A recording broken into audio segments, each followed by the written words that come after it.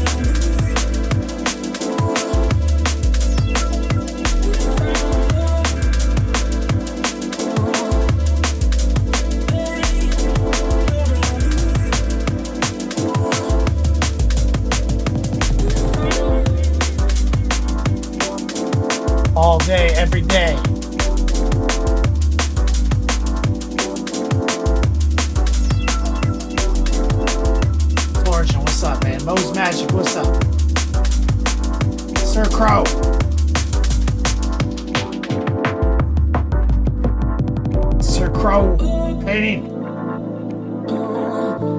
We got to play 40K last weekend. Recoil in the chat, one of the saves.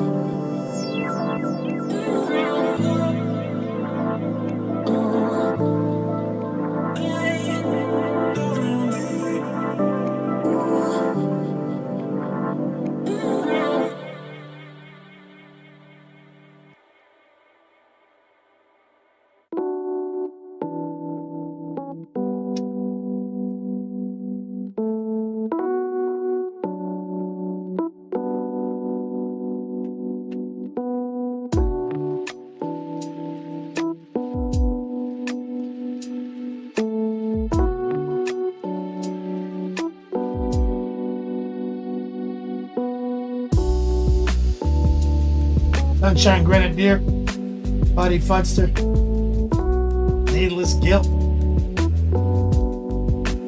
JDA,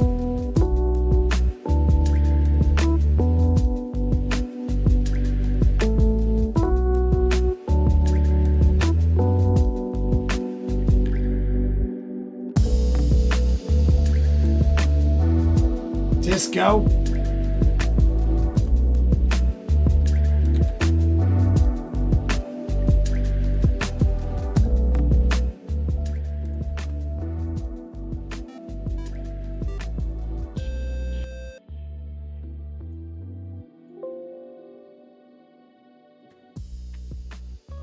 Elro Dog with the resub.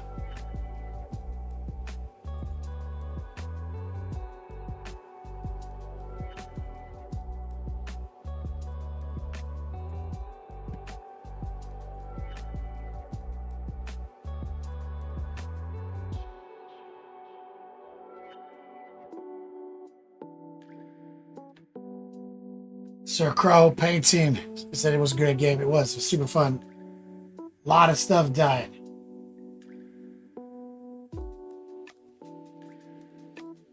Just good 40K. 40K is about engagement. Like there needs to be things need to engage things. Win or lose, that makes me happy.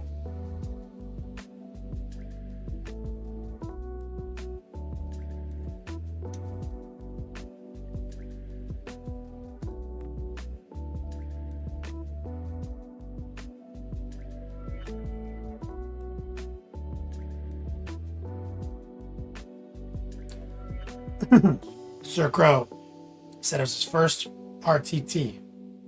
Came in last. I learned a lot. Didn't seem like your first Rogue Trader tournament. Didn't feel that way. Seemed like you had a pretty reasonable handle on things. Just gotta memorize more of your data cards, right?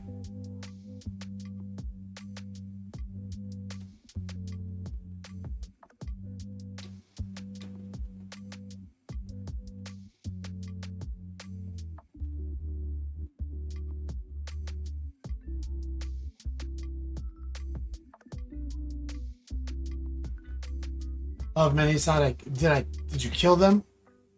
Yeah, I definitely killed a lot of things. Those magics that you do. 2 wins, 1 loss. Lost to a guy named Garrett.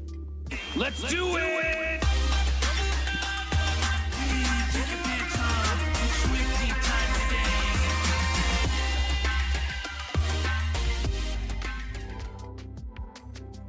Yo, Dog Kenny Boucher here, Next Level Painting, hitting you up on that literal best of all days, coming to you live from that Beast Lab, Citrus County. We're doing it again. Month ender. Shout out to the chat. Elro Dog, thank you for the resub. Thank you for sending me your address so I can send you magnets. Got to play our Rogue Trader tournament. It's Spray Gunner HQ on Saturday.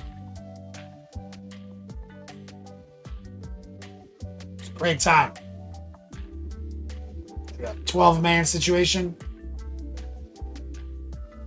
Sir Crow is the guy who put it on my radar. He made it out.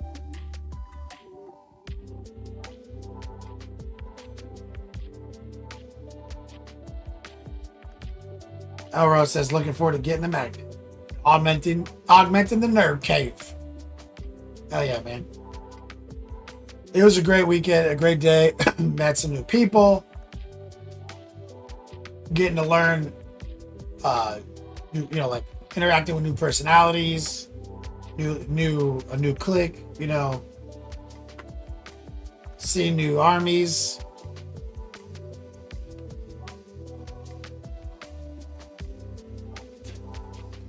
Overall, good time. I got to play against a relatively diverse field. It seems like there's like a Cigar City Gaming Club. Shout out to those guys. I think, from what I understand, they're the ones who kind of made it happen for Spray Gunner. Spray Gunner built all this new equipment, tables and everything. Really nice stuff. But I think the Cigar City Club, for most part, is the one who ran it, brought equipment for it.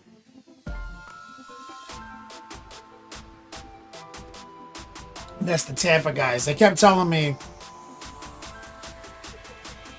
like what region they're from, or where they're at. I don't know anything about it. I don't even fucking tell. But I know Ybor City and Tampa, so I think that's where they chill.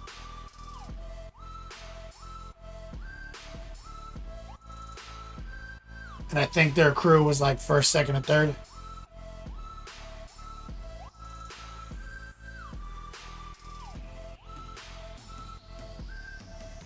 Recoil's mom in chat, how you feeling?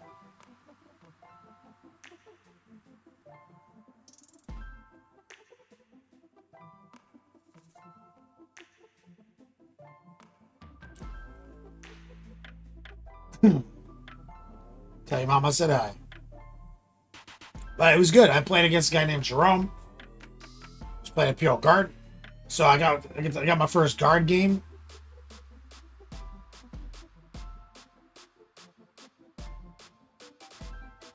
It's kind of tricky. That's a tough fight.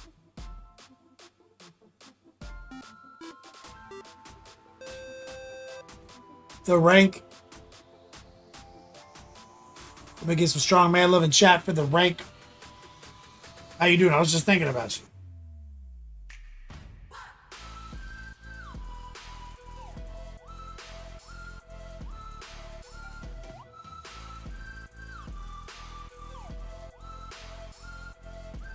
Recoil, why do guards suck now? They seem pretty good. I beat them. But also I went first. But it seemed good though. It seemed like there's a lot of good stuff in that army. Especially on GW layout terrain.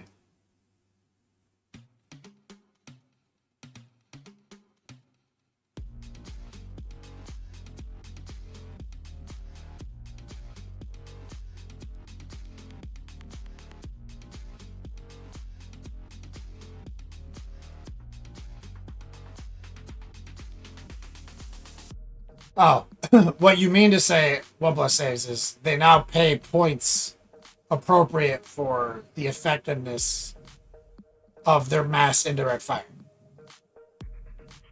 Yeah, this guy had triple Basilisk. It was hard to fight against.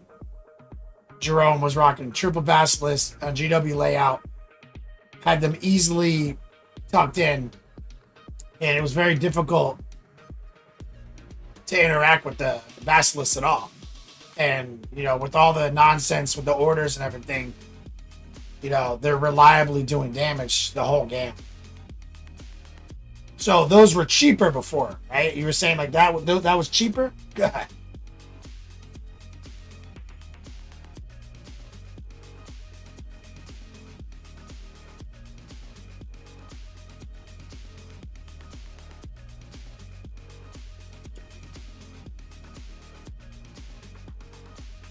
Yeah, indirect, and you're speaking of something true, OnePlus says. In every game, in every edition, the indirect fire starts to become stronger and stronger. We have to nerf it. We have to constantly balance it. Because if you have firing lanes and hiding spots, then what's the best thing? Things that don't need line of sight. Well, you got to make those things still if they're gonna exist, you know, they can't just suck and be nonsense. They gotta hit hard, but you gotta pay for it.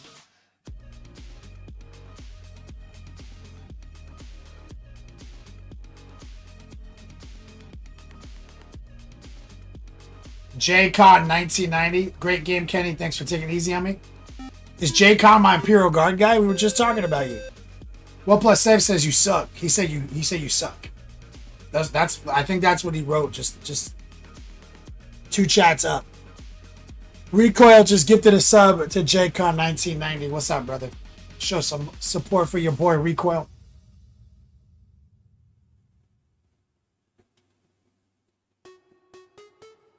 OnePlus7 says, I think they could end the indirect problem if they just make indirect 12-inch bubbles or something like infiltrators. I mean, you're not wrong. Indirect fire in every edition of the game ends up being a plague. It ends up plaguing the game to where GW where they have to balance it either out of existence or out of playability, which is upsetting to all the people who invested in it. So it's always a creeping, looming threat throughout all editions.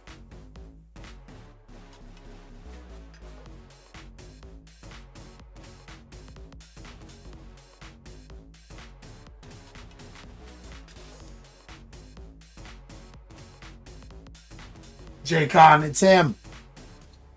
JCon pulls.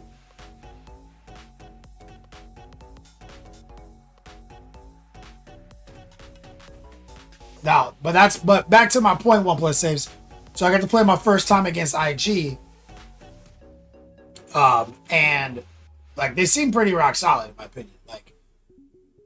Like reliable indirect in the form of Basilisk, Rough Riders to aggressively take forward positions, some Lima Russes doing Lima Russ nonsense, and a bunch of recycling guard units.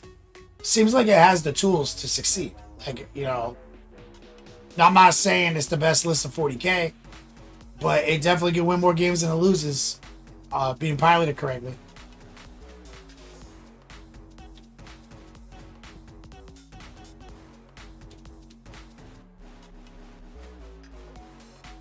Oh yeah, so in this chat, JCon played me and Sir Crow. So how awesome is that? And I played Sir Crow and JCon, so we've all played each other.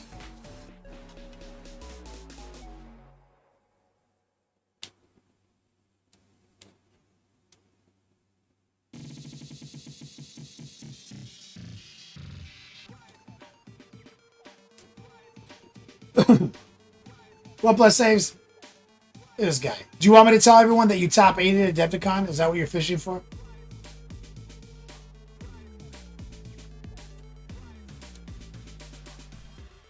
That's his thing now.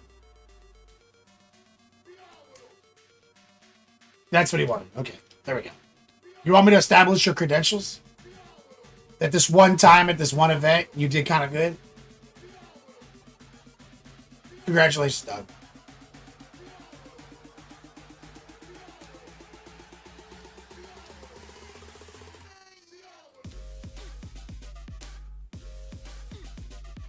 I didn't say that. You said that.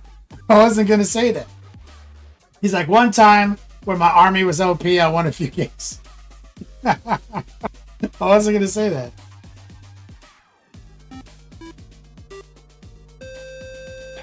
Grim Hokogi, what's up, brother? Bro, is that 93 months? How's that possible? That's not a real number. Is that? God damn. We're coming up on our 8-year anniversary, guys. Let me get some love in the chat from my man, Grim Hokogi. Wow. It's out of control.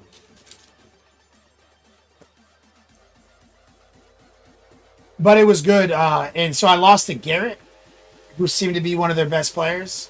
He's ranked well in ITC as a regional player. Really nice guy playing Yunari. OnePlus saves.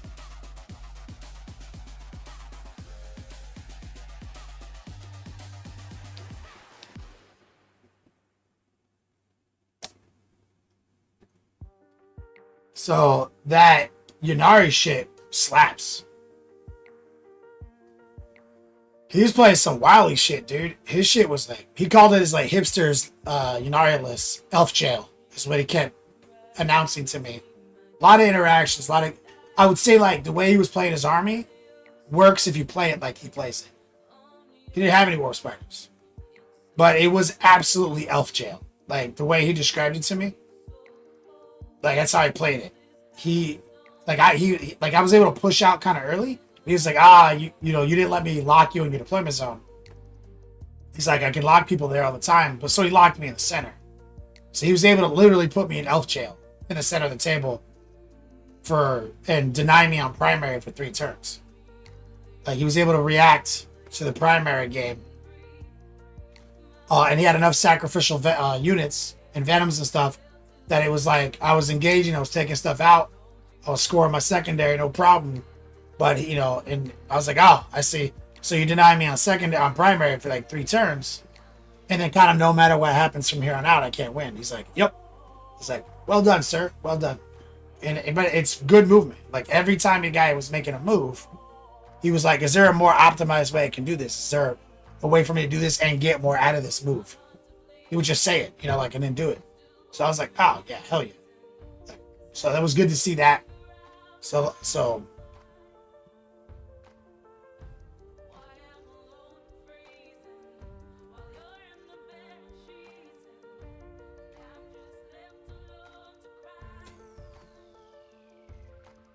play it. That's how Necrons play. You play all 5 turns and just stand there and stat check you. This is more like the playing against the Yunari, it's fun because I'm killing stuff. Like I'm killing shit like in droves, Papa says. I'm engaging. I feel like I'm having a good game. Like I feel like I'm doing well. I feel like I've got an answer for every threat, and then suddenly you realize you can't win the game. That he's been controlling you through fucking elven mysticism for fucking 3 turns. You're like, oh shit, I have no way to come back from this.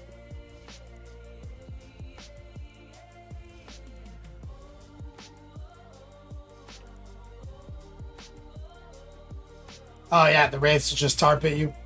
He had a Beastmaster unit for that task as well in his list.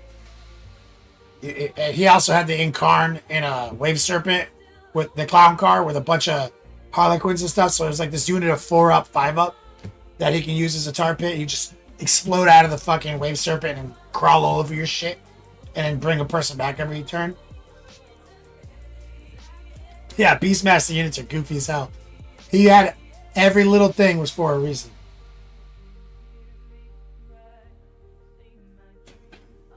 But cool thing is I got to use the Lord of Skulls all 3 games. He died all 3 games, which is the way. Yeah, Sir Crow played him too. The Lord of Skulls was great. He when he looked at things died. I got him in close combat all 3 games. I got to use a wide range of his attacks. Learned a little bit about my stratagems.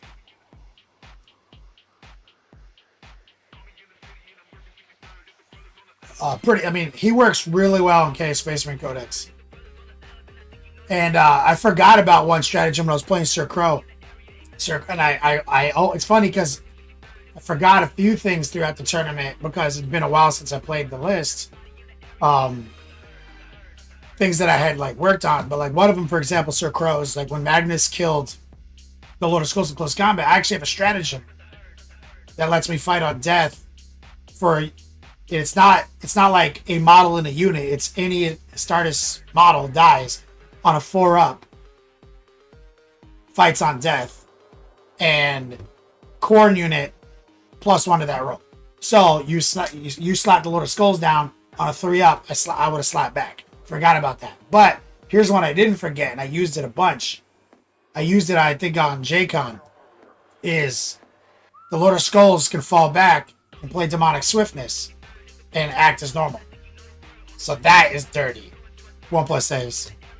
Fall back with Lord of Skulls, 1 CP, can still shoot an assault.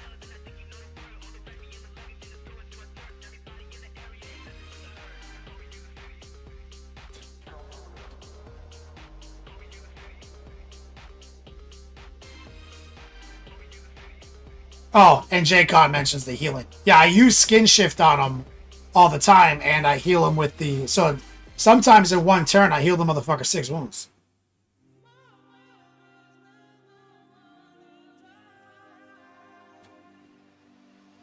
So, like, the Lord of Skulls slapped. I got to use a wide range of attacks. I got to go in and use the sweep attack. I got to go in and use the direct attacks. I got to do... I got to do... what actually really cost me against Garrett was a bad roll in a critical moment. I was probably going to lose anyway, but I felt bad because, like, this was the moment. I had all my buffs up. I had the double packs. I was hitting on 2s, or I was hitting on 3s, though. That was the only problem. And so I was going in for the sweep to finish off the clown unit. 15 attacks where all 5s count as both a precision and a lethal. And I was like, here we go. He's like, fuck, this is going to be bad. And that's just when I happened to roll below math, right? And he's like, damn, you only got 3 hits. I was like, it's only luck when it was critical. And it's only luck if you're able to capitalize. And then he was able to capitalize. So, God damn it.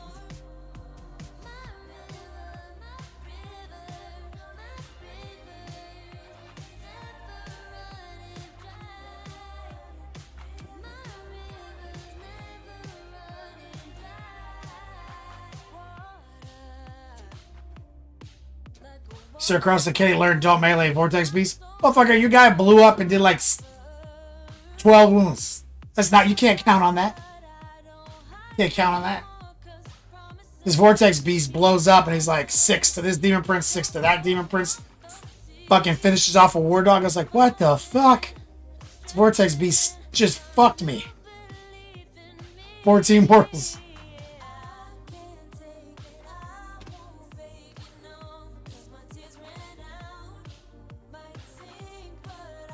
What Plus says is I've done that so many times with Nightbreaker. Hit on 2s. Here comes.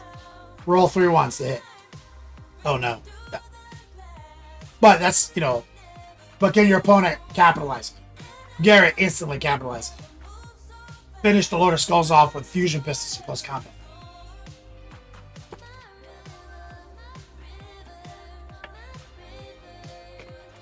It's great though. But it's fine too, because like in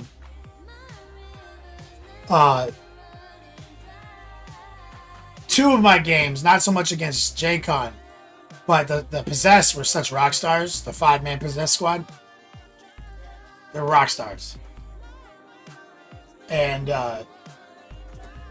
my real list is supposed to have 10. And originally it's supposed to be a 10 brick with a Master of Possession. But I don't know if that's the path. I think kind of 2 5s is better.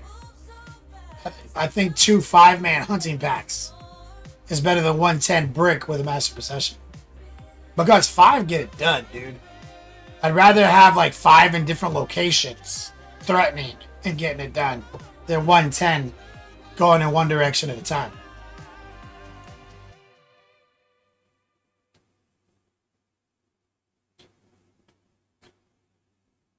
Yeah, they swept through some... Yeah, they swept through... Yeah, they did a lot of damage to fucking Sir Crow.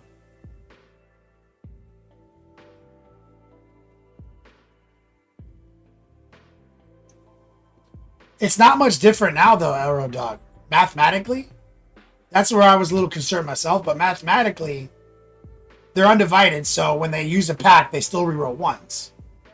Right? So the big difference is you can't just crit fish the same way you used to, where you can reroll all 1s and 2s, looking for the 6s, or technically reroll everything on the hit. But still, hitting on 3s, rerolling 1s is... It's like, that's like 30%, 20% less. It's not that much. You still do full wound rerolls. You just don't do full hit and wound.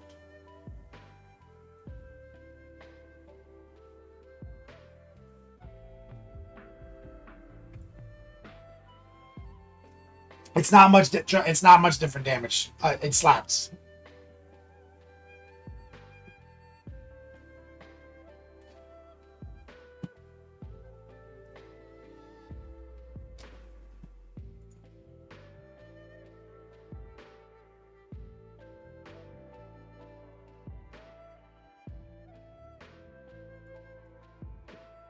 Yeah, I think double fives is where it's at.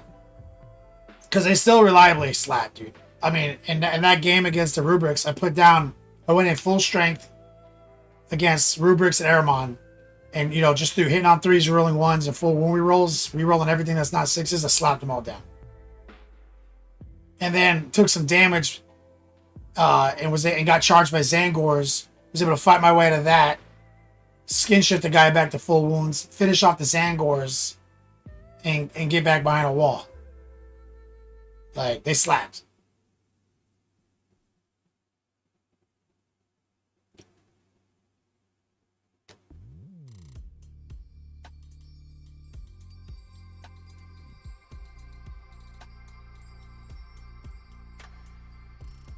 OnePlus saves, you should look at Vindicator profile with Mark and Nurgle. I mean, I'm familiar with it. Everything's good with the Mark and Nurgle.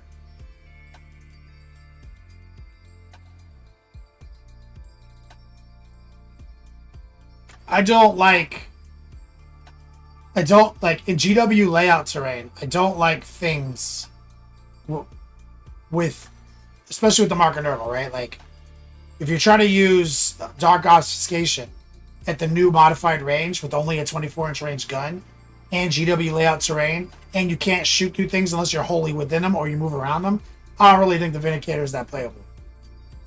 Like, I don't think you're going to get the shots you think you're going to get. There's a guy playing that. There's a guy playing triple Vindicator with Abaddon and everything, like that meta shit.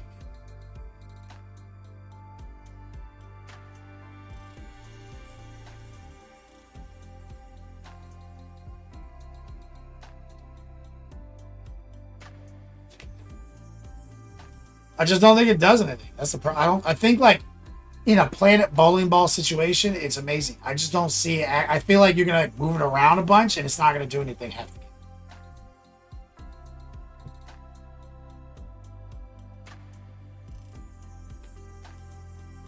You know what I'm saying? Look, man, I run Brigands. They're so good.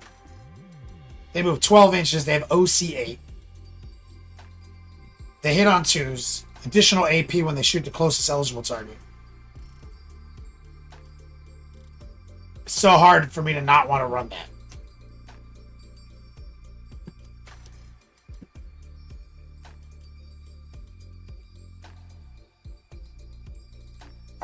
Alright.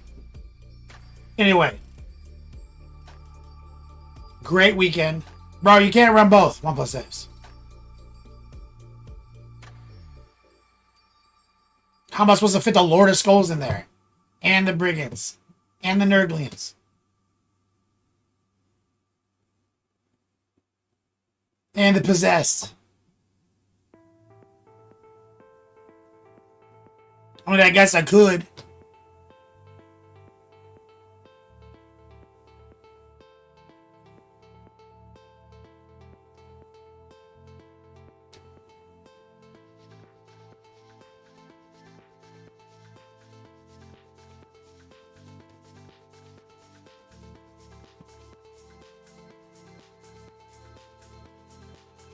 I'm already down to almost no trash. OnePlus A's.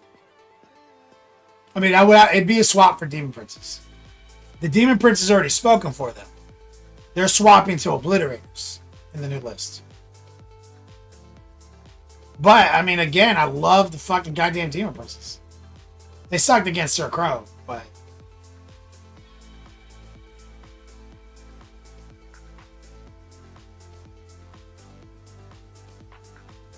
Maybe I'll go maybe one day, but first it's going to be Obliterators OnePlus saves.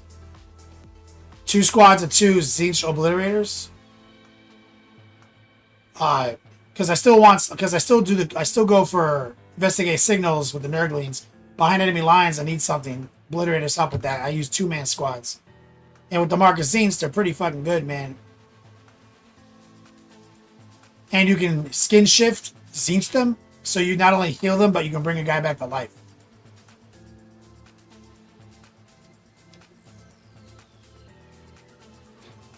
Oh, the Hellbrute was awesome, Alro.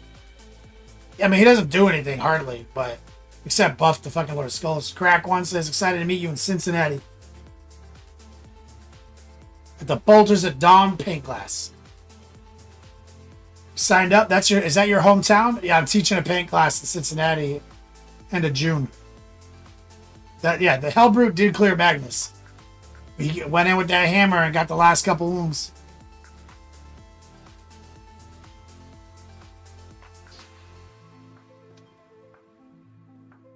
J-Con says the Nurglings were OP. That's the thing too, is like, man, having a lot of Nurglings is great.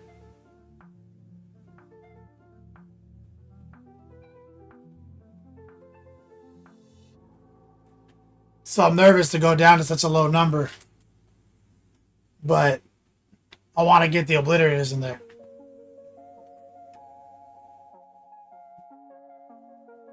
Recoil, what's on the table today? We're going to go back to Ahriman.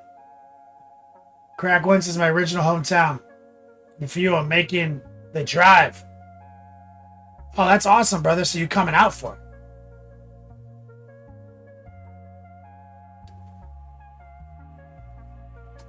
Fuck yeah.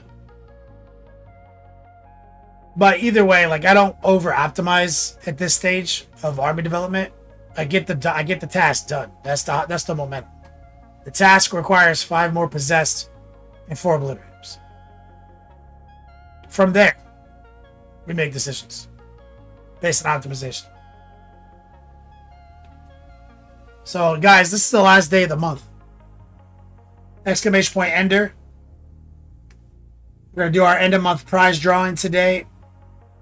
In addition, the global dice giveaway that triggered on my birthday. That's what's up for the Top D Grand Prix tonight. But also the Final 4 today, get on that list. So before I put that order in, which I'm about to do, I'll make sure there's enough for these 7 spots we're about to give away today at the end of the show.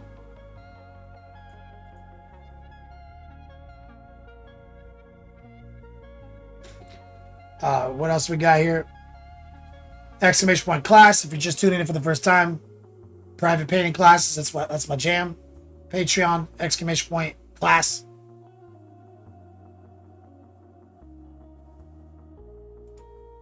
Let's run over to the overhead.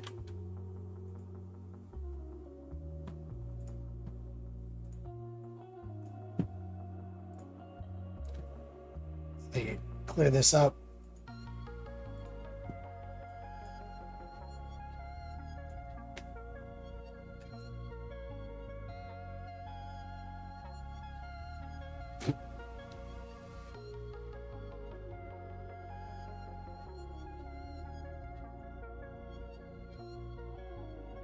Find out here in a second. Let's lock into the obesity cradle. I mailed out some dice bags today.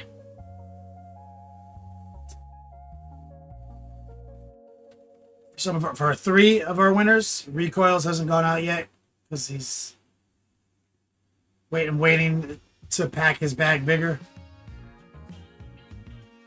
Because international. Let's lock into the obesity cradle.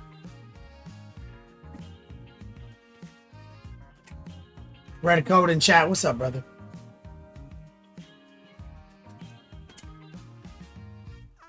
So, I built up 5 more possessed over the weekend when I got back. Remember, I got 10. We did the first 5. Here's the second 5. In the first 5, we every time there was an option to build them one way or the other, we picked the more possessed part. And this time we picked the more marine part, right? Like he's got the axe. He's got like a hand holding a head. So there's like pretty much 2 head swap options for each one. So we made sure to pick the different head option. Oh, Templar, this fucking fiend. Let me get some strong man love in chat for Templar. I mentioned Dice, and this guy's fucking crack addiction just pops off, drops a C note right out the gate. He says, "Eat it, nerds." Let me get some strong man love and chat from my man Templar. Templar working on his orcs, like the G that he is. This guy has like a power fists option, so like every single one of them has the other way of building them. So that way, when they blend into their other 5 to make 10, if I run them that way, it's not just repeats.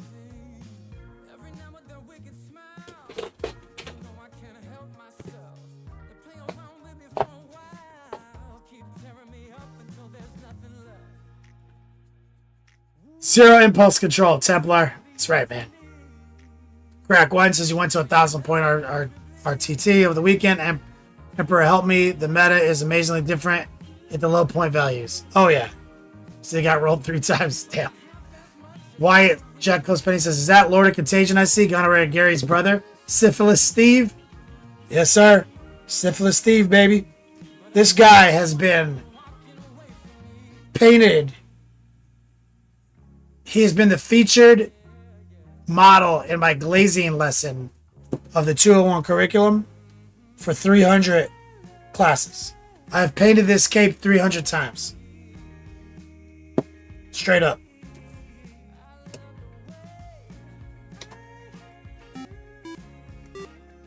Orc Pride in the chat. What's up, legend? So we're gonna get back on task now that we are extremely ahead of schedule when it comes to our U.S. Open goals in October, because essentially it's these 5 models plus these 4 obliterators. This is what I need painted by October. So it's not that hard. So now we can chill.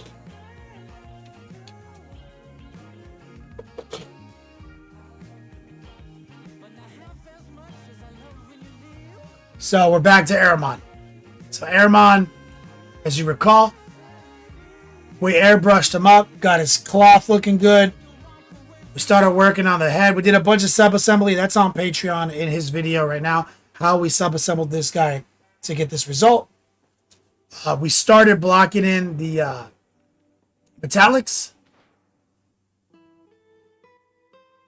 Can't remember what we used. Someone's going to have to help me with that.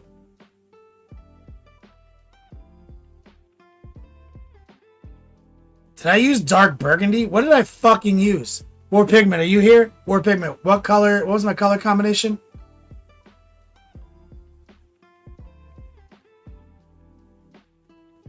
His superpower is super angry double gonorrhea. Jack, close painting, hell yeah. Orc Pride, 91 months.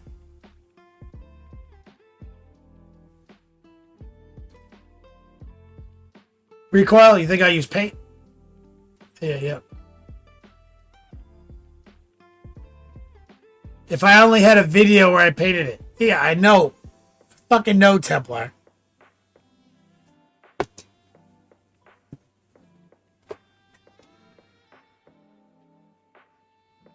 Oh, did you just finish Butcher's Masquerade, Wyatt? Oh, it's good. It's good. Jealous that you still have a book. Finished Butcher's Masquerade, I had to wait a year.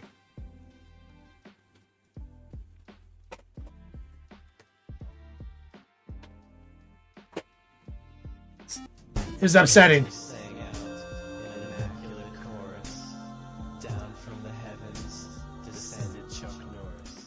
Mason, my guy.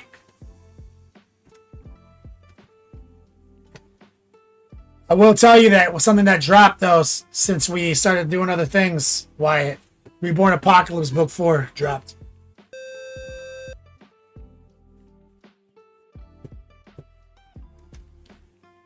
Mason just converted a game, Prime Gaming to Tier 1. Thanks, man.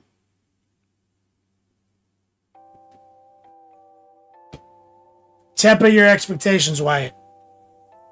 Bring it down. You're here? I need you to bring it here, okay? Need you to prepare yourself. From we enter inside, I I already read it.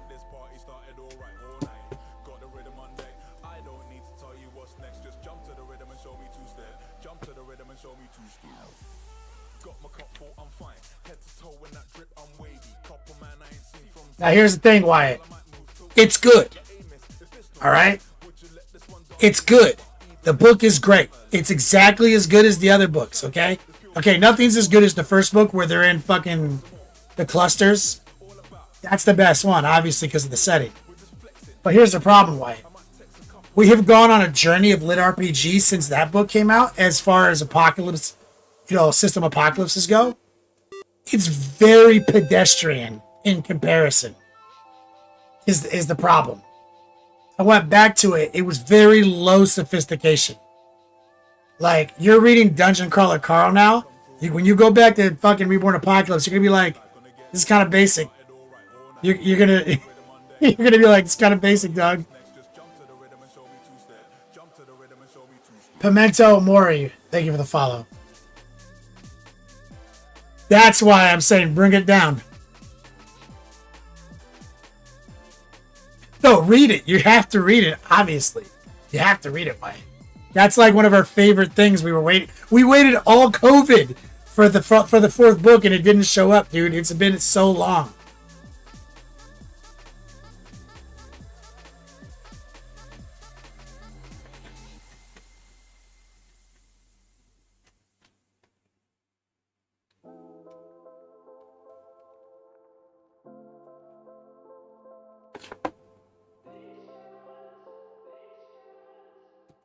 Bro, why? I mean, why? I read it in like 2 days. Like, I devoured it. Like, you know what I'm saying?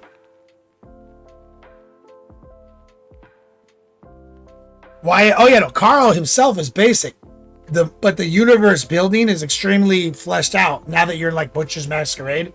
There's so much complexity, so much character act. My mom is like invested. Even my mom is like, this should be a fucking TV show. My mom is like, this is ridiculous.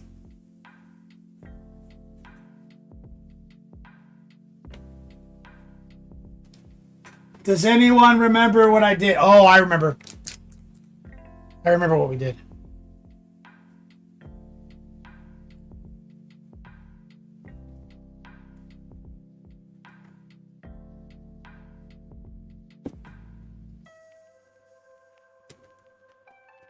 Mahogany.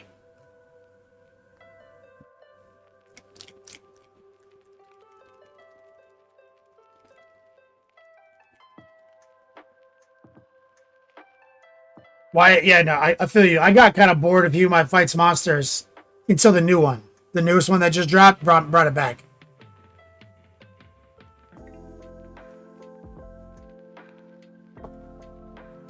Mo's Magic, you said the same thing the other day about Dungeon Crawler. Burnt Orange. I love Reborn Apocalypse.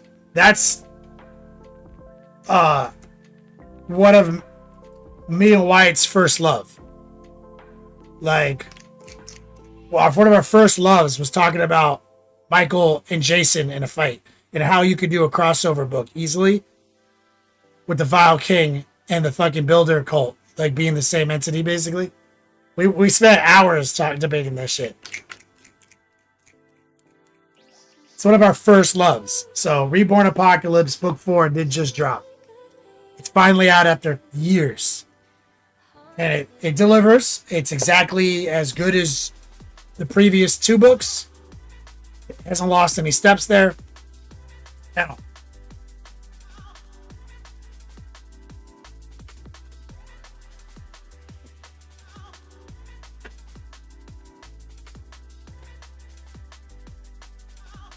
It's just that I felt, as I was reading, I just felt like how like not sophisticated the author was compared to this journey I've gone on in the last 4 years, Wyatt.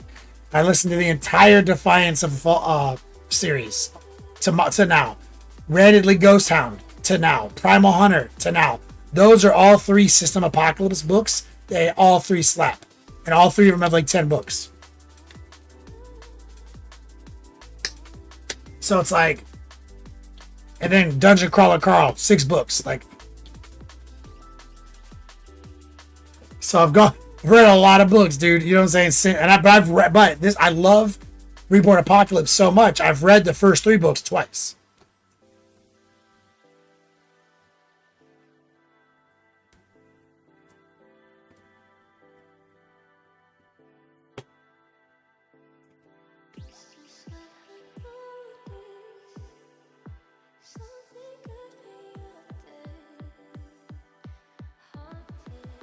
Most imagine you almost got Jason talked into DCC. Oh, you're gonna get him to read it?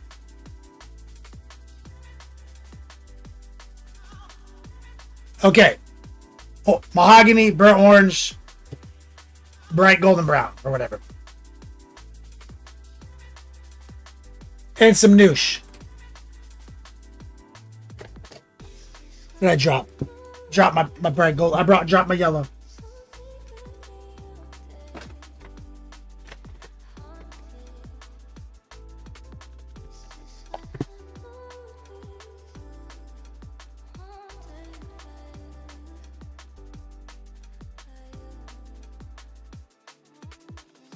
All right, let's just jump in. God damn it. Why is it like this? Are you like this?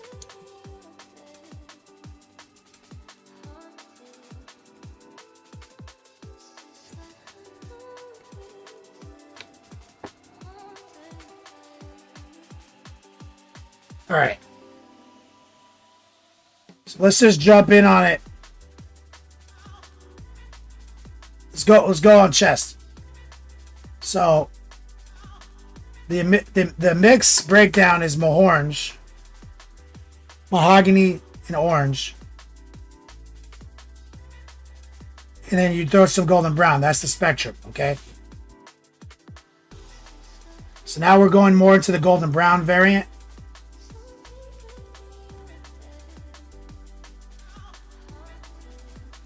Maybe a little bit more. What we want to do is just kind of sketch it out. Right here.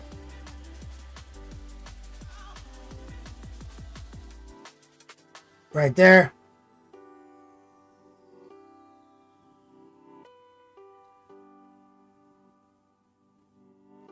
Right there. We're not doing any blending or anything. We're just painting a brighter variant right over the spots we want. We're using mostly stippling. Sneak in right here.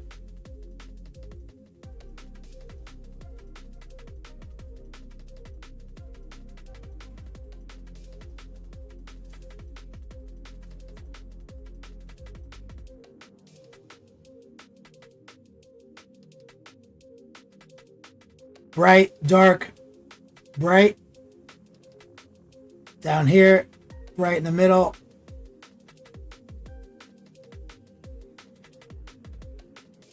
Touch those little joints.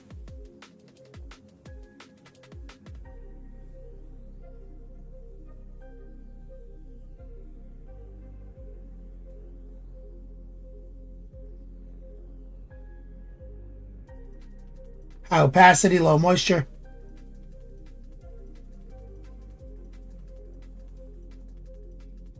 Bright, dark, bright.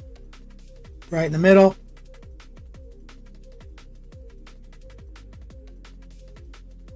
Bright on the edges.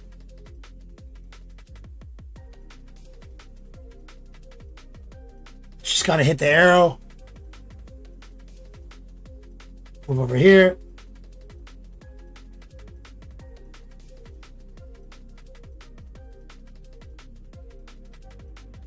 Right there. Rotate back. We're going to get corner of shoulder.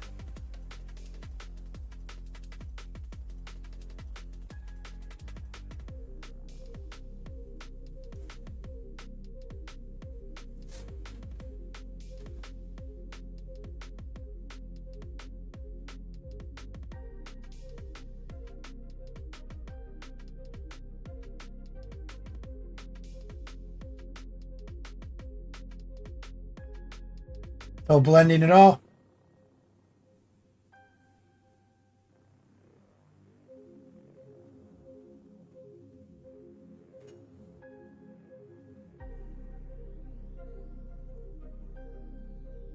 Heart pull.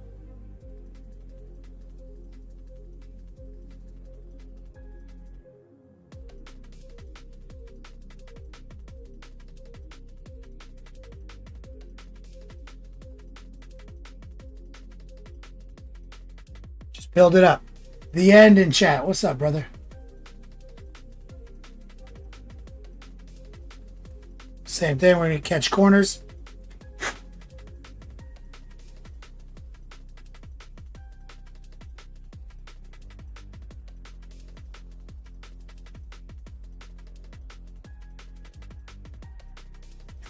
That high opacity, low moisture mix.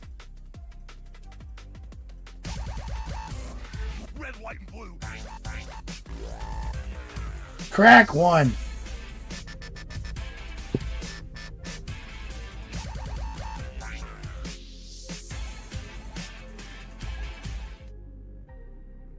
Dropping that 420 love. Says, asking for a friend. When you come to Cincy, can you use your airbrush to sign some foul man boobs? Basically a rock star at Boulders at Dawn. You want me to sign your chest with my airbrush? Or not you, a friend. Yeah, I can do that.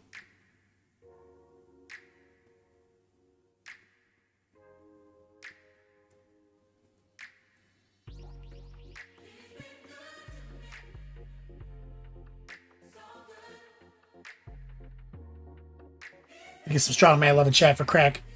The end says just at work. One more day before I head out to Anaheim for a week.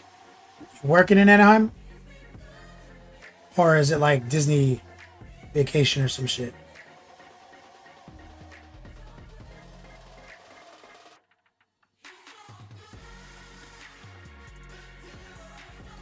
We're just adding bright on the edges. Got a little noosh in there.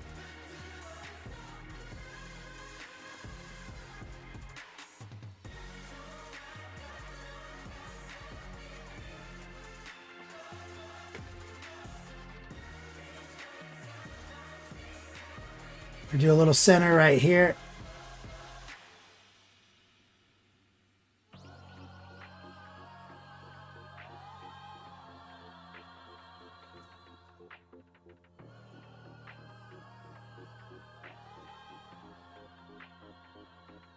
Corner. Disney. Sounds right. You got your summer vacation, the family.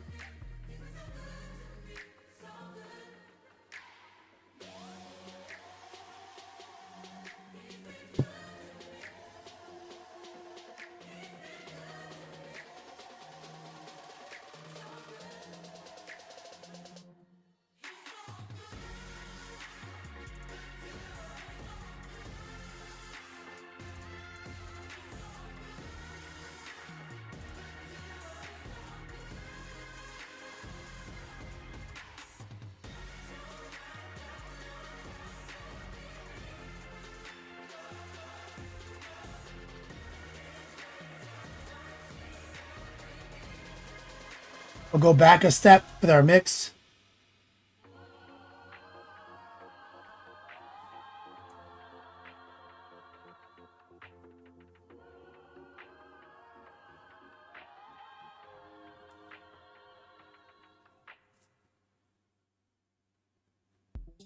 Let that set up.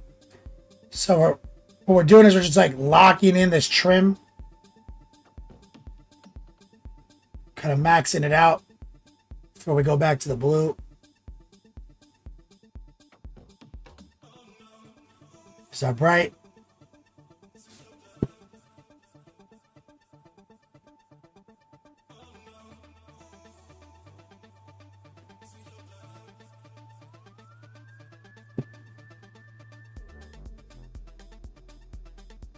Little stipples. Here's some bright. More bright than before.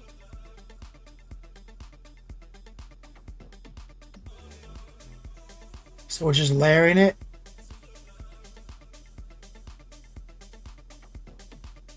No blending. Just stacking it on top.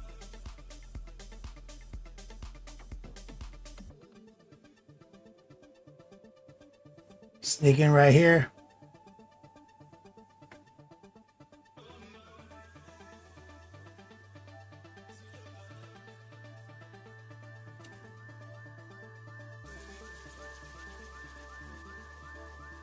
Taking your mom and your old lady.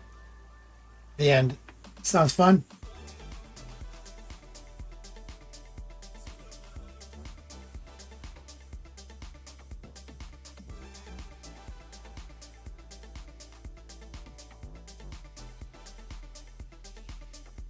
I take my mom to Disney.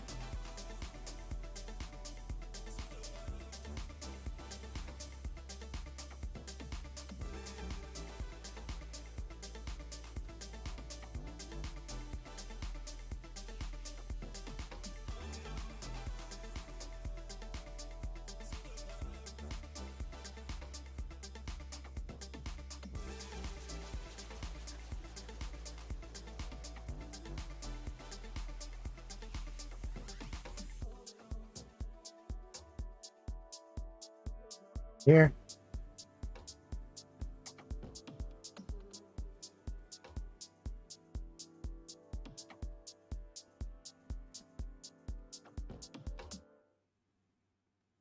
Yeah, you know I'm a beast. You know I'm a beast. Welcome to the feast. My whole team off the leash. We don't know defeat. Everybody eat. Hey, you know I'm a beast. Saruman, the OG. Hey, man. Thanks, dog. Hey man, thanks, dog. Says, sorry I missed you for your retirement party. Glad you're back. Yeah, man. Of course, I retired on the 23rd for my birthday last week. We're out of retirement now. Turns out, did not take the correct steps necessary in the previous 14 years of my business to be able to retire. I was wrong. And I'm back at Circle K.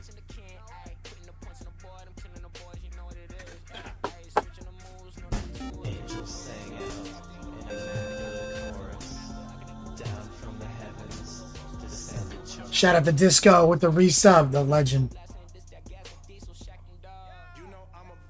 Let's get these boots.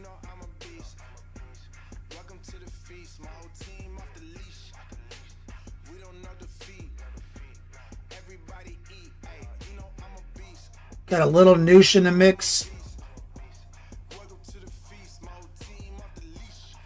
Let's go up top.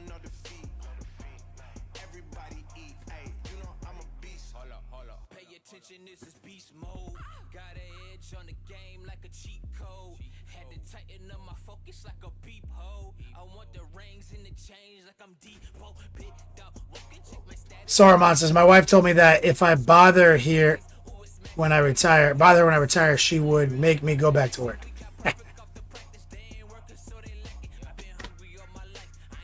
Love minutes. How do I get him to rehire me?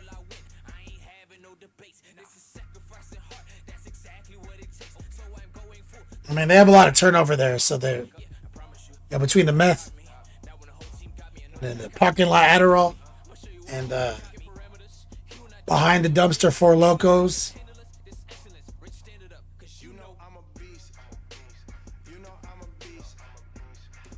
Okay, this one is pure bright yellow or the bright golden brown.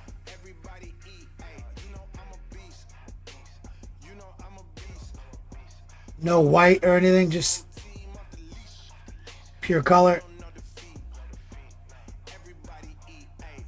And before we go and do any kind of crazy edge highlighting, we're going to skip over to blue.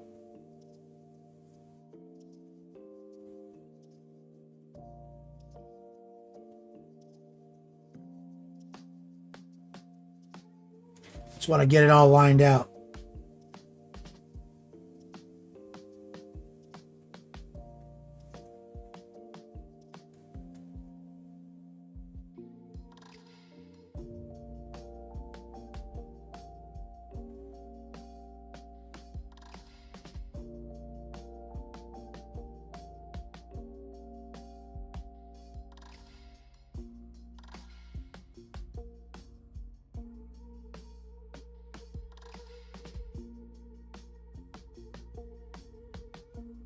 Gotta sure up the blue.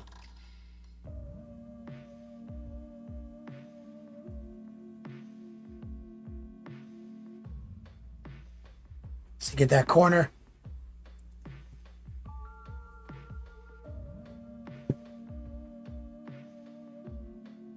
So bright, dark, bright.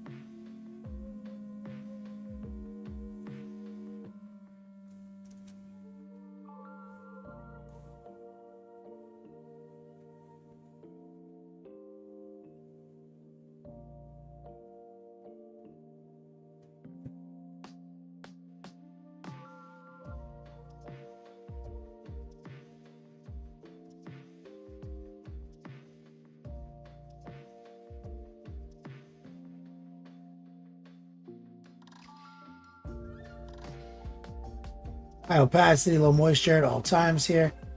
Just a touch of the old noosh.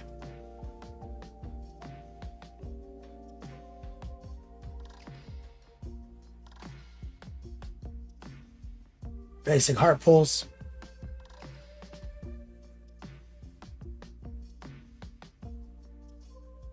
Dr. D, they're gonna keep tabs on the machete. Yeah, I never returned it, so they are always asking me to return it. Now that I'm back, I think I get to keep it.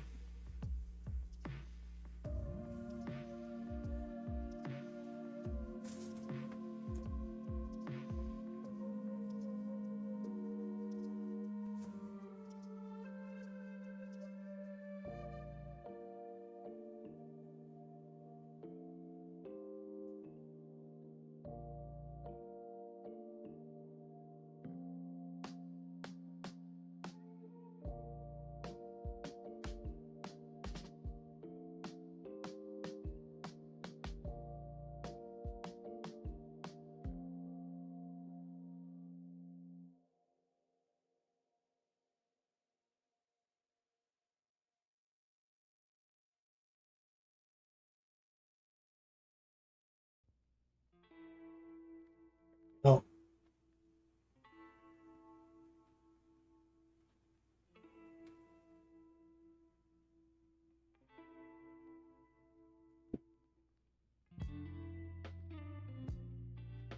Go do the boots.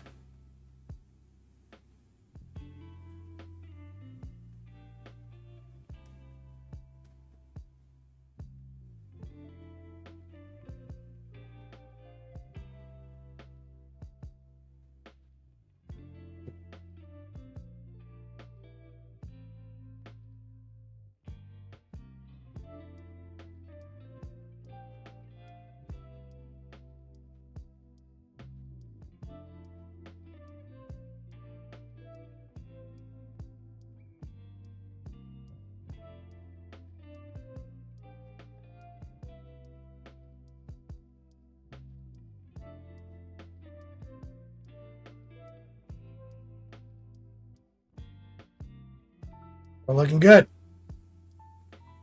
It's a good layout.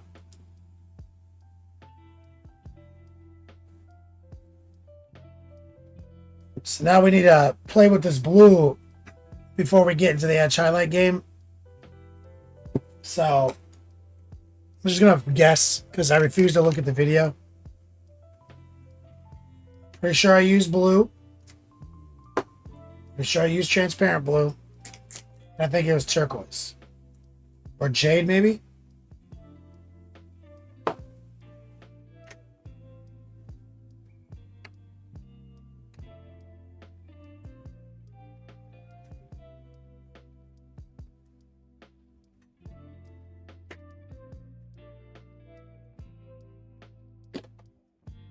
Blue, transparent blue. Jade.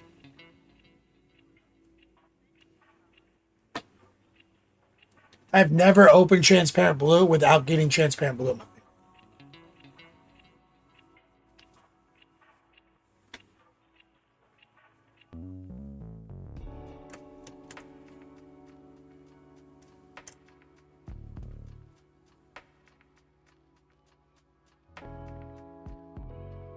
I think it might be time to open up another 18-0 brush from my stash.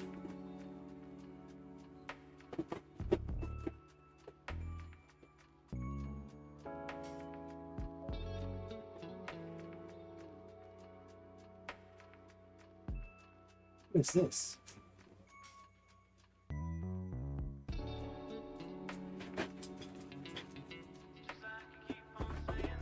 No idea. Okay.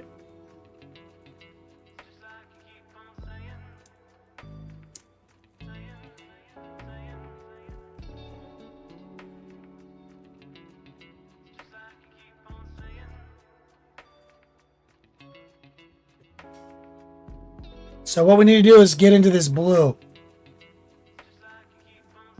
And I'm going to start off by grabbing a little noosh and water and some transparent blue.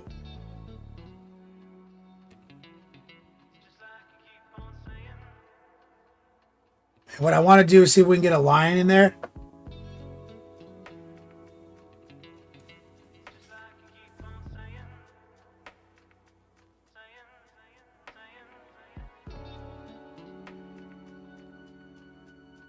Heart pull.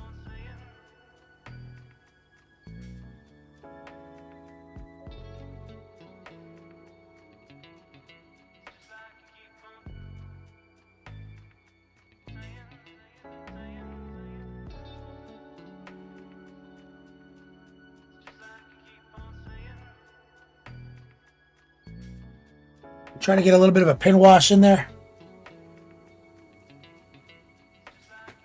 And this is what that blue looks like right here. It's got some water and some noosh in it.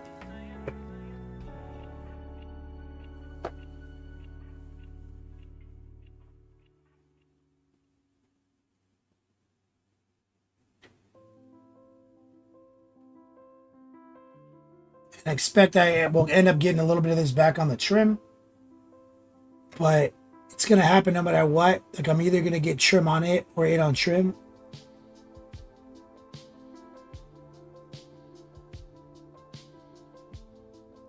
But I haven't actually highlighted the trim yet. So if I get blue on it, that'll go away in the final highlight process where I introduce white.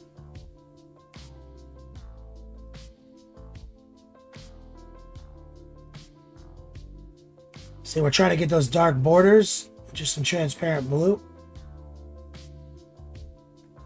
So we didn't even airbrush this blue. We just kind of raw dogged it on with the paintbrush.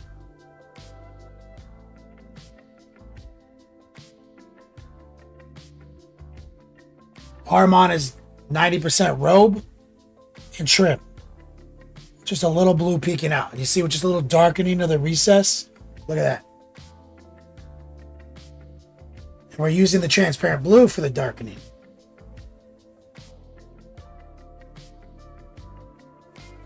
Not like a black. People do like black lining or whatever.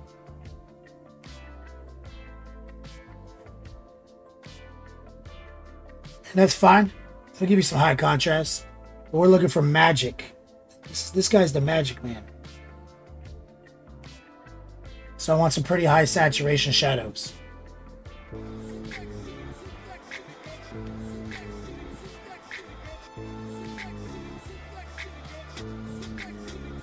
Monument Hobbies. Coming in with that raid. Welcome, welcome, Monument. The Monumentals.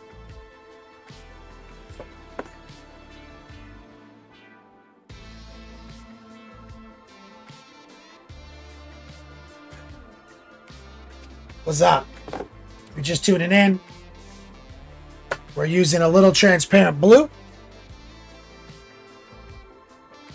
little water, a little touch of the old noosh.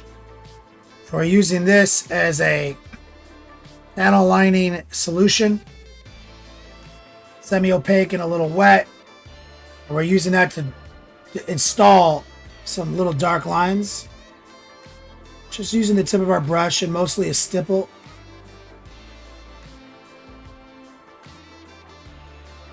I think that's like a gem right there. See, and we're just trying to create those little borders around things.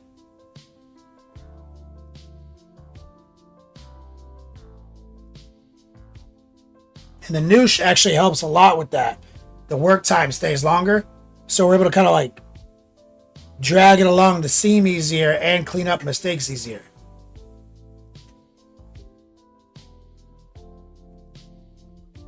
And this guy is like blue, transparent blue, and jade.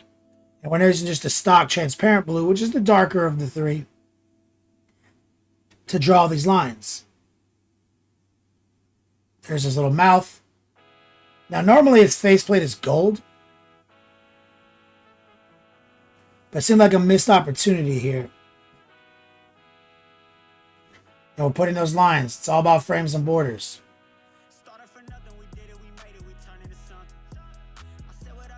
And we're just following the line with our heart pull.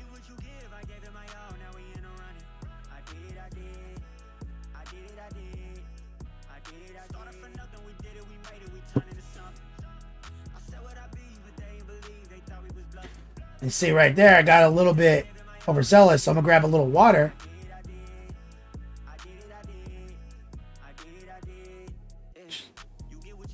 Just kind of subtract from that a little bit. Too easy, too easy. Look at that, minding my hobbies. Coming up with the superior hobby products, the daily.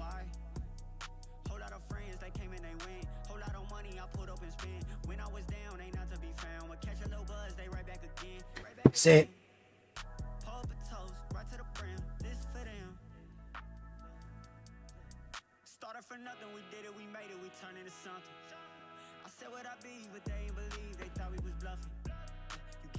We got that. Look at that. Look at that bonus contrast. Just a little transparent blue, a little water, a little noosh.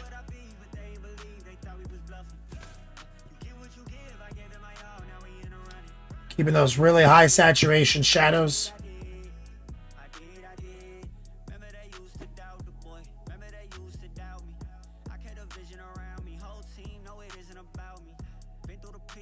Ahriman is the magic man.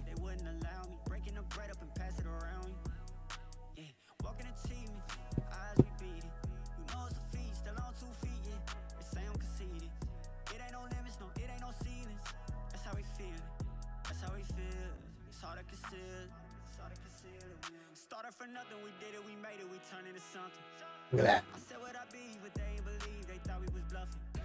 If you're just tuning in, came back from my first Florida Rogue Trader tournament.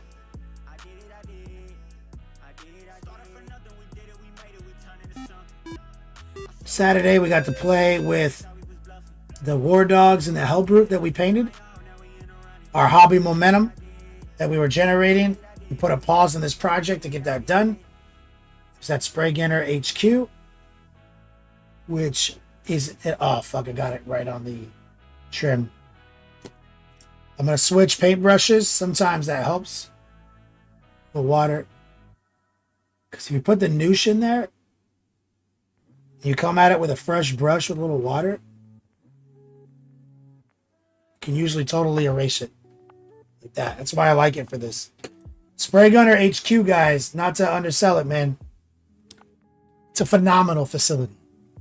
I was truly impressed.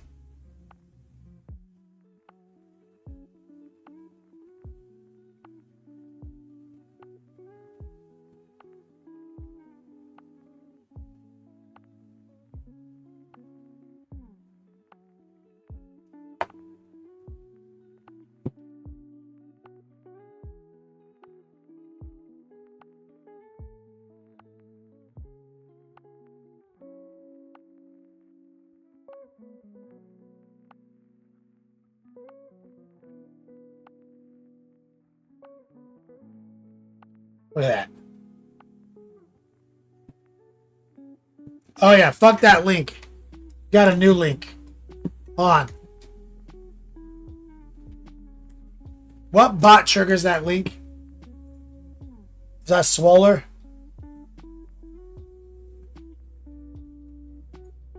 Let me click that link real quick.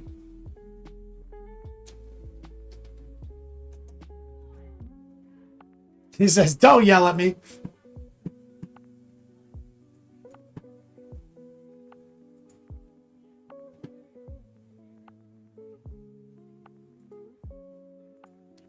Oh, let me go back to my email.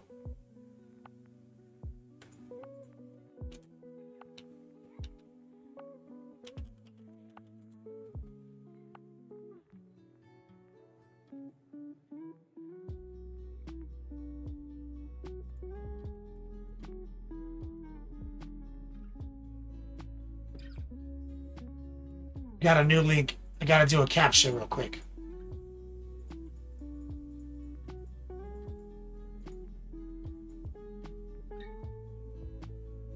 My account hasn't been activated? Really?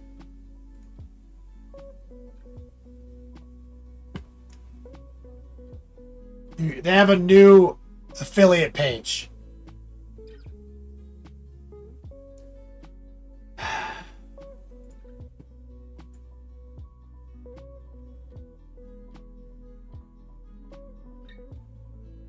On.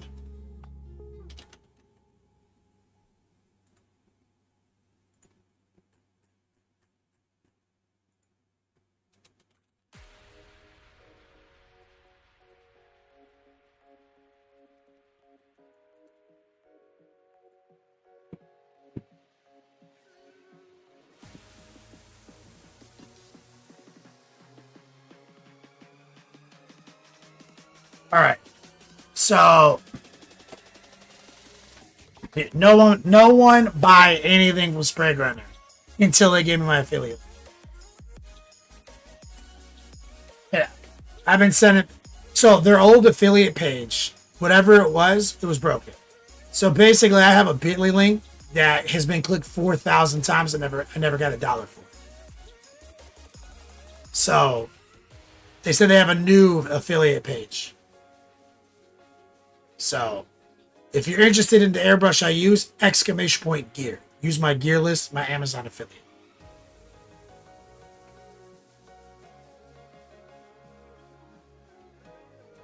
Rhea Prey's like, oh shit, I just bought 1 billion things.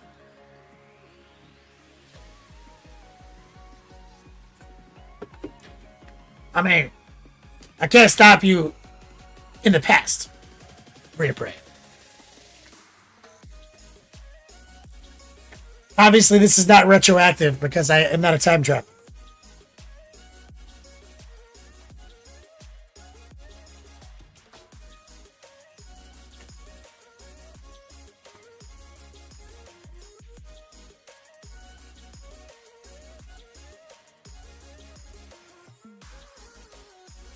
Past Kenny has no power here. All right, let's get some of the glove work here.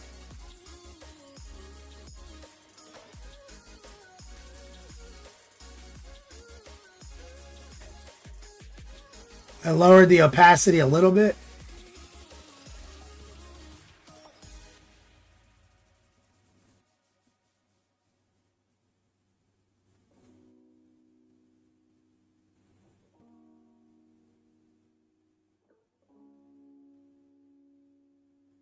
Let's see, I'm just kind of putting it into like the cool little leather gloves, like, you know, fabric folds.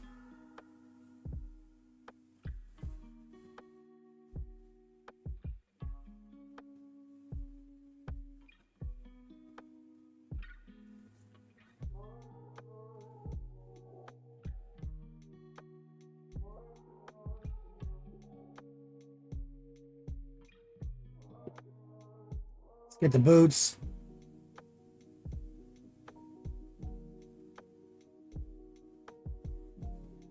Yeah, apparently their old affiliate like plugin, it broke the link based on what platform it was on. So it wasn't tracking. And so they changed their system. Unfortunately, my Bitly link I created, shows that, it got clicked on 4,000 times. So that's kind of why I stopped telling people to go to Spray Gunner and just go to my gear list.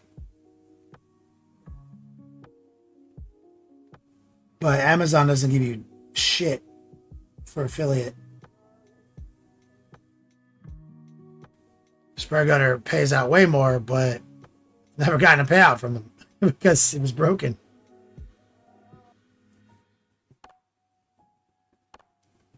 So hopefully we've repaired all that.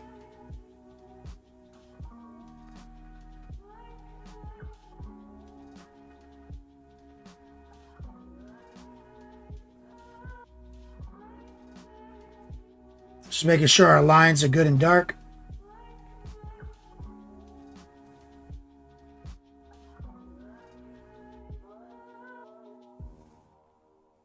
We want nice, clean recesses.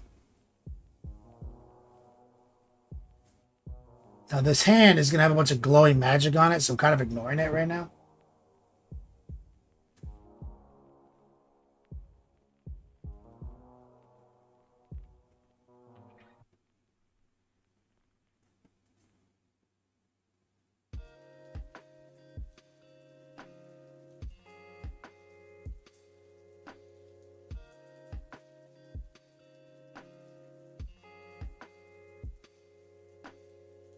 So we're going to get right here.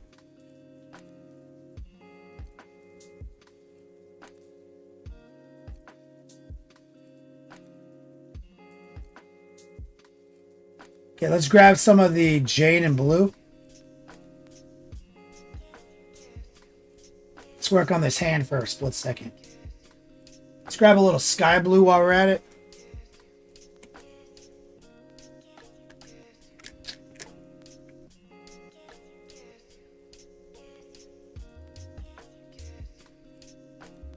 That's definitely an outdoor only hat he's got there. Talk about Ahriman.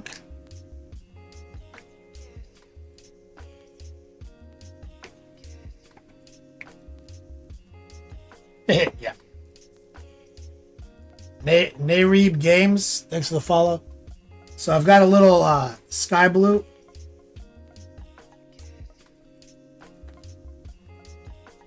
So that's just jade blue and sky blue with a little bit of transparent blue.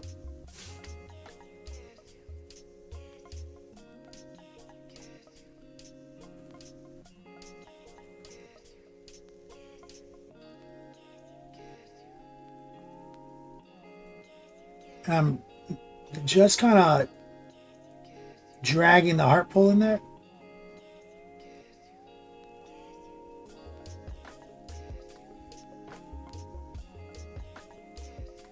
Kind of just cleaning that hand up.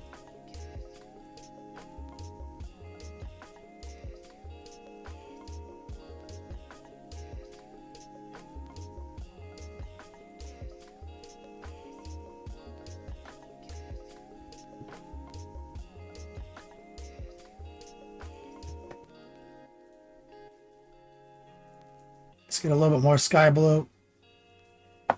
And what we're going to do is we're just going to make some bold highlights choices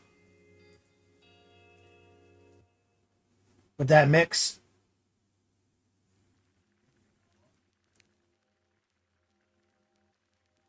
This is the kind of like horseshoe highlight for boots.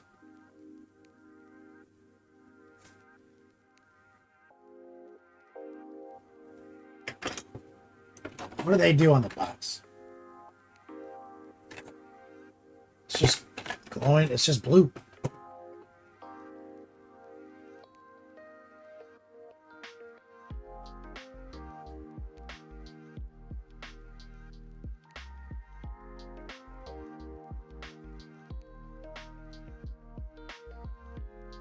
Base.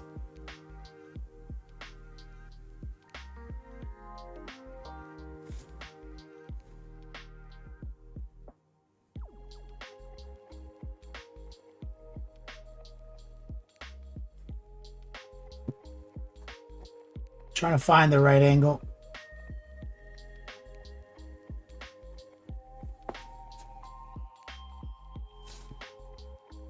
It's the same blues, just more sky blue.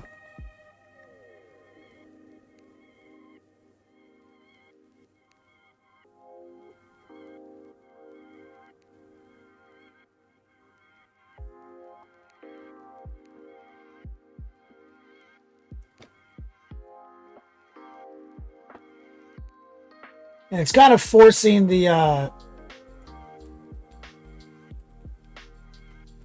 pin wash that we did earlier to be a little bit more pronounced by doing this. See, we're kind of going and doing center. Kind of what's left behind. And it's kind of creating that darker feeling in the recess.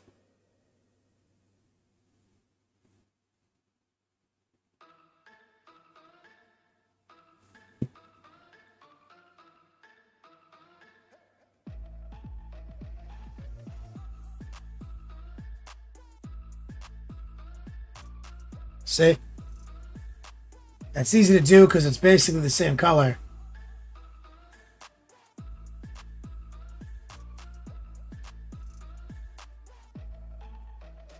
Just using a little heart pull stipple technique.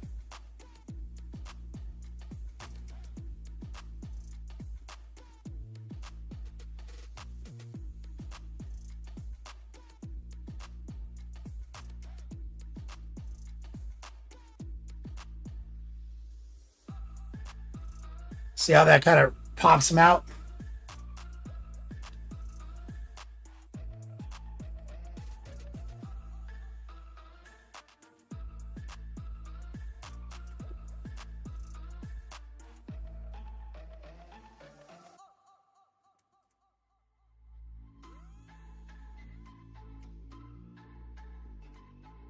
Heart pull.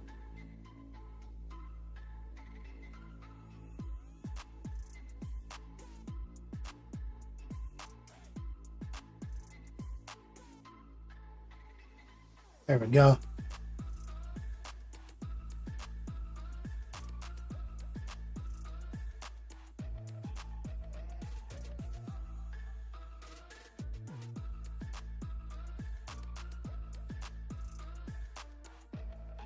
See, we're not doing much. It's just stacking.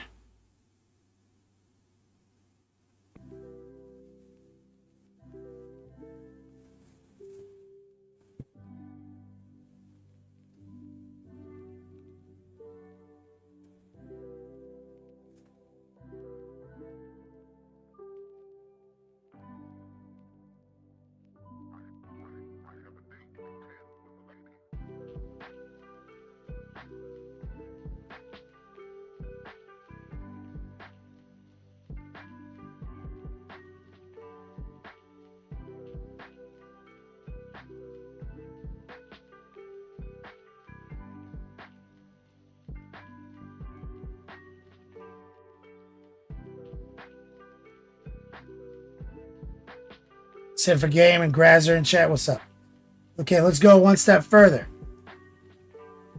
Okay, this is our mix for the most part right here.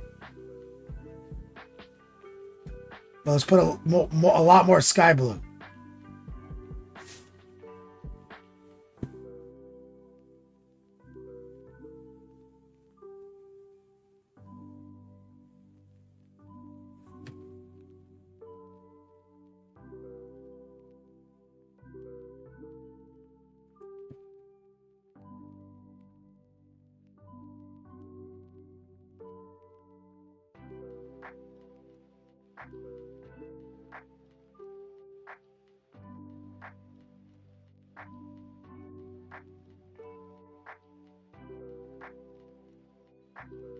Just kind of put a smaller incision using the heart pull.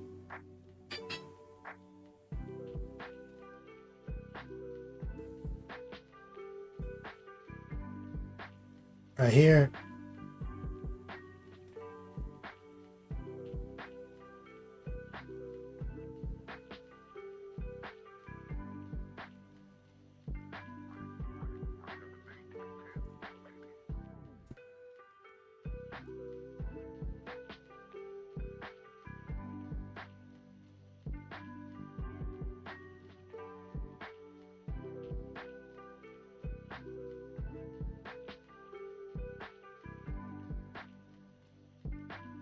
You're getting that nice, punchy, magic-y blue.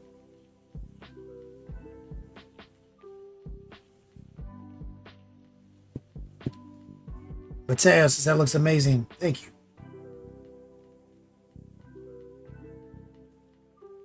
We're just subtracting. Addition and subtraction. Subtracting from the real estate of the blue by adding brighter blue. Just don't subtract the 0.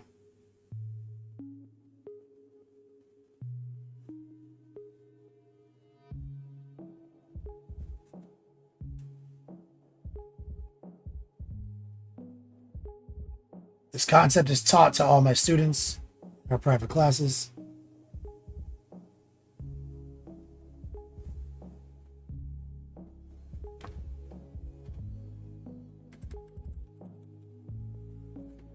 It's pretty simple to do.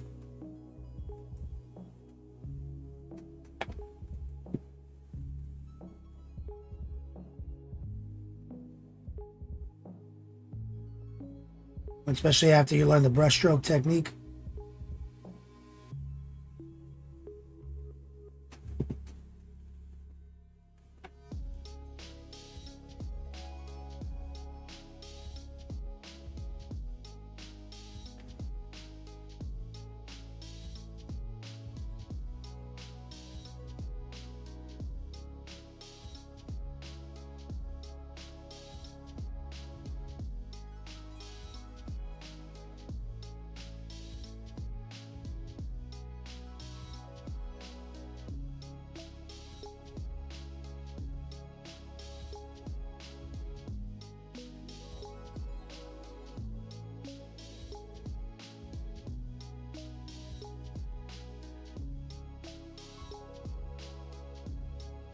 Mateo, are my classes 101? Yes.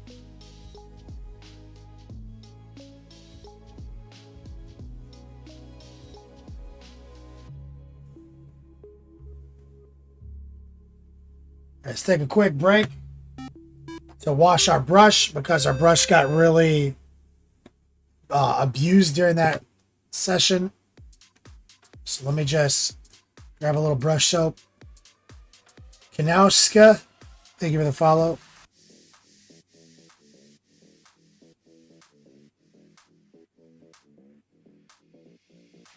There's a lot of blue sticking deep in this brush. This is one of my 18-0 synthetics from the syllabus.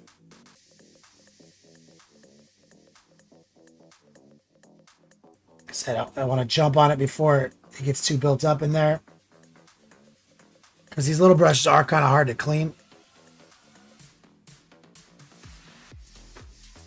See, there's already some building up right there.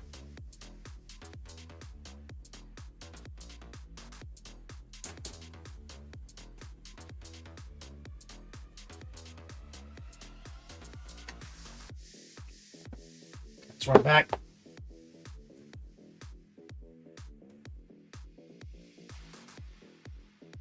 All right. Let's go one more step on the blue.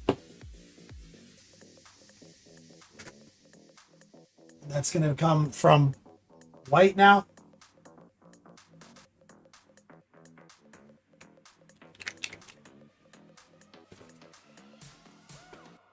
Some bold titanium white.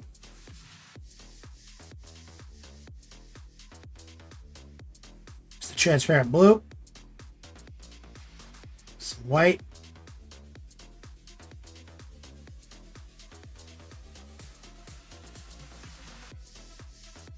Little noosh. But now we want to be careful.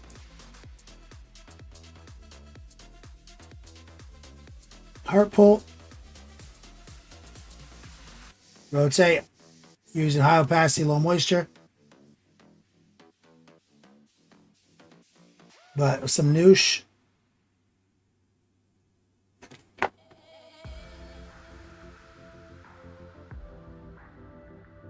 Stipple.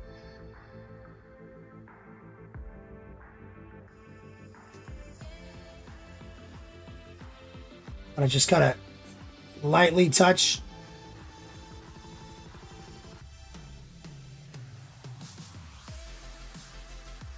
Right there. You want to catch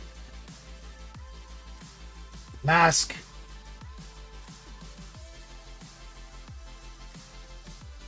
Right there.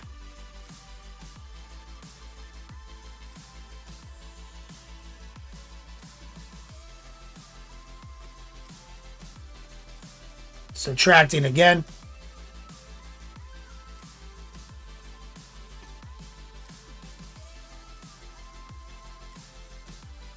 Right there.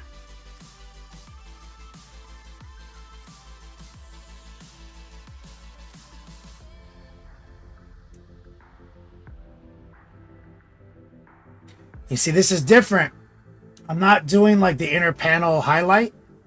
There's too much action in here for it.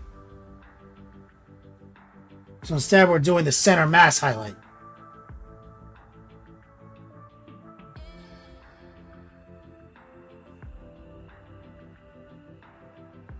Stippling and heart pulling.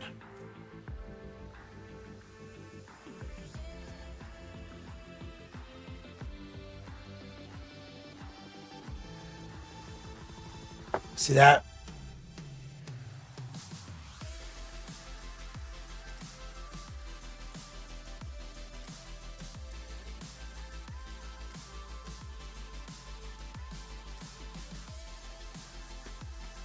We're using plenty of noosh. So I want to get in here.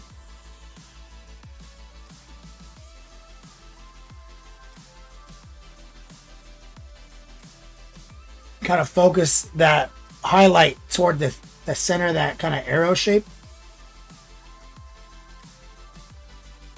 See, we're just doing a little bit of stippling and heart pulling to get that to work.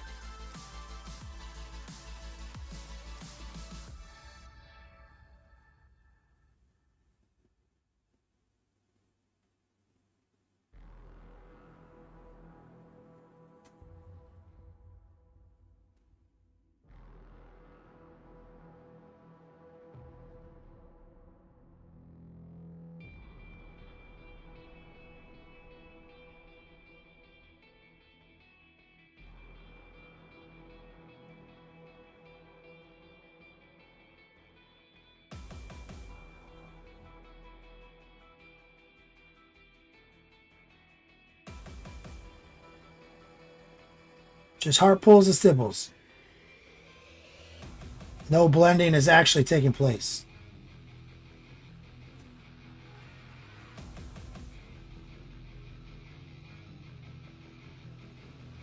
We're just respecting our way up to the top.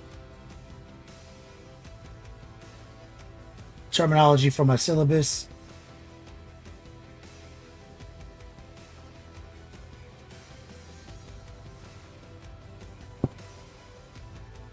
See, we're getting that magic feel.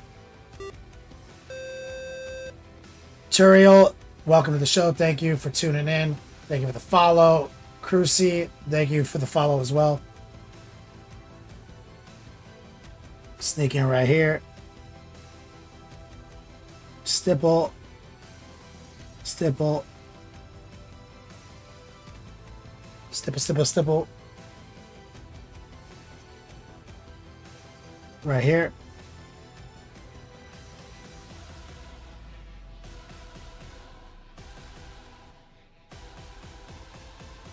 Stipple, heart pull.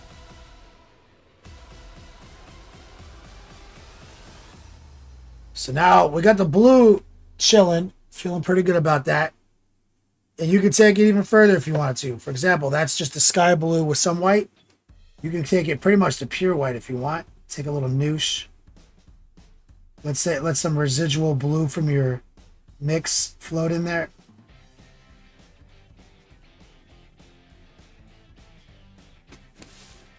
Crucy just finished painting a Deathshot Terminator. In comparison, it might be 1/10. This looks insane. Wish my hand was that steady. Do you have nerve damage or anything like that?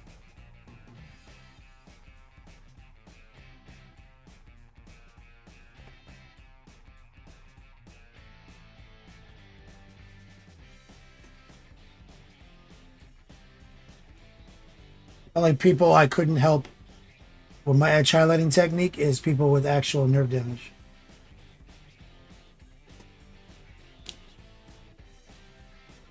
There's a lot of technique to what I'm doing that if you're new here, you don't know the vernacular, you don't know my language for it, but you're watching me brace, hand down, brace, hand to hand. I'm using a stroke that we call the heart pull.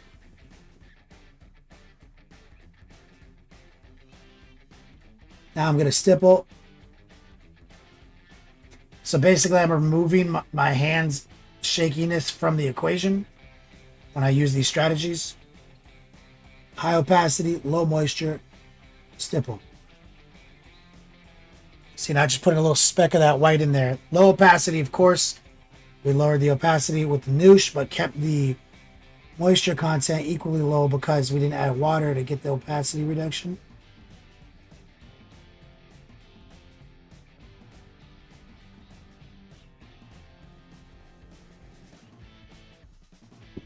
Using this, bracing, the stipple right toward the top. Little heart pull. Right there.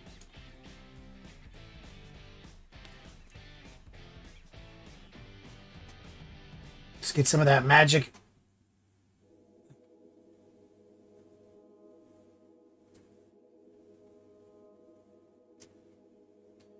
Not diagnosed, but when I focus on something small, my hands shake a lot. When you say a lot, like I said, I've helped a lot of people, and I know the limit to what is. I'm not gonna sit here and tell someone that they can do it when they can't. Is your hand like this? Like that? Like this is example 1. Example 2. Like, is it more like this or more like this? Is it more like a tremor or is it just shaky? Like tendons are flexing.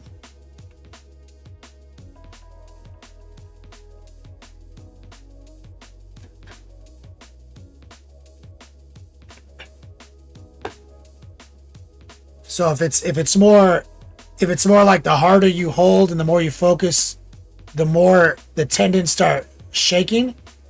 So if it's not like a tremor, try these techniques. Try making sure both hands are on the table, right?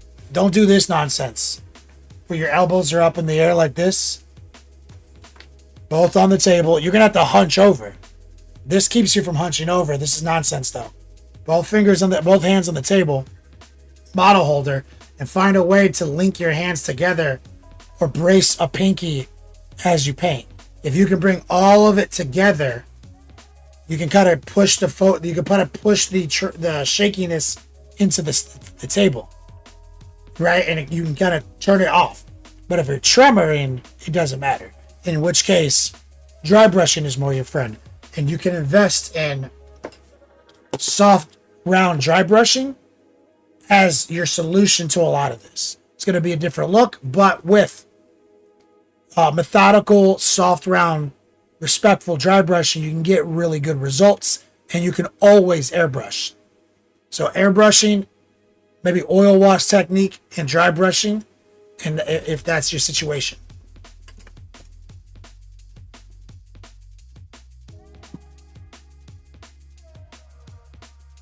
Mateo says you had a hard time because you had nerve damage, but still have a good time painting. It's crazy, dude, to watch you paint because you're so fucking good.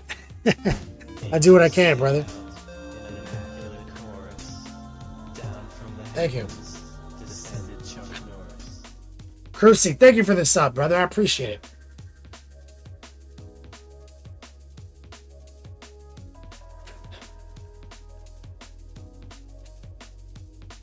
Crucy, I appreciate the support.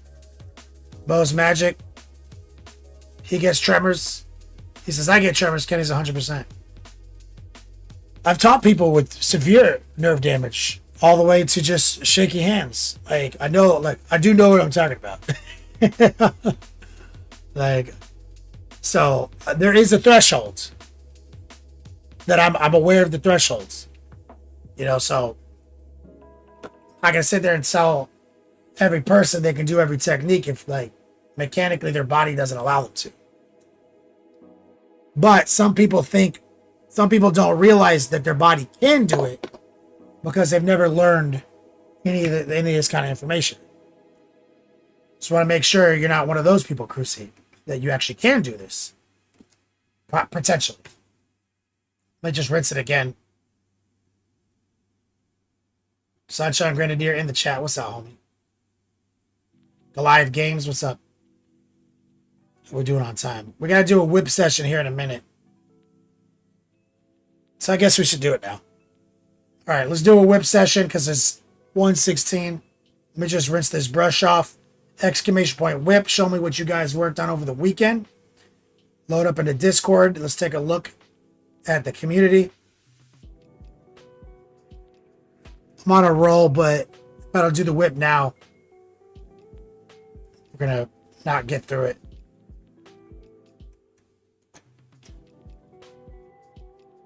Looking good.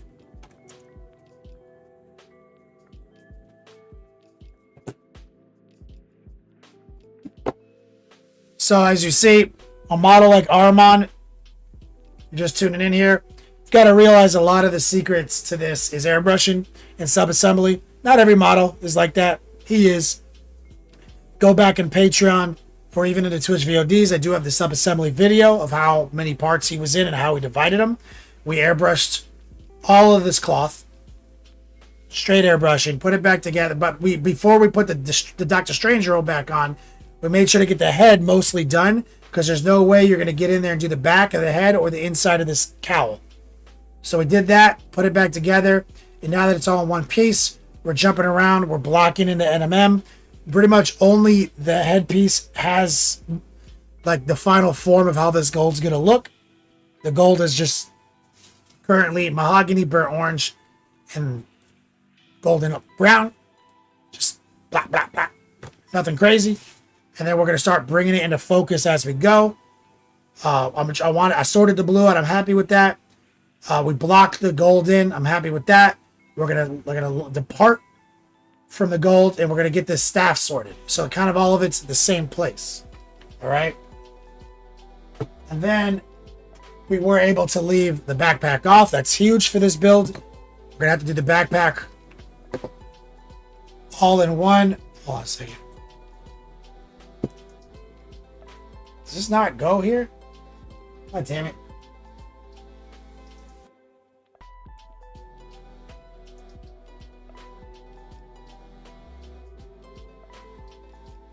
So I should have put it on the other. I should have put these on this side. I'm realizing now. Do I not have a part for that?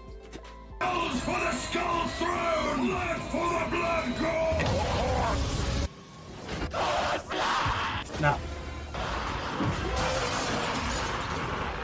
Sunshine Grenadier. Thank you for the support. Says wife and I are going to trivia tonight. I was respectfully asked not to use my usual trivia team name. I need some ideas. Can you or chat assist? New trivia team idea. He's not allowed to use his juvenile humor, apparently, but he wants it to be funny, I'm assuming. Chat. So give me some ideas for Sunshine Grenadier's new trivia team name. So here's Ahriman right here. So this goes in here, I think. Yeah.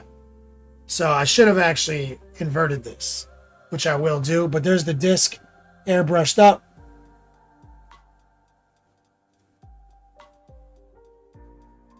And as you see, anyone who's watching, this is that Game Envy system.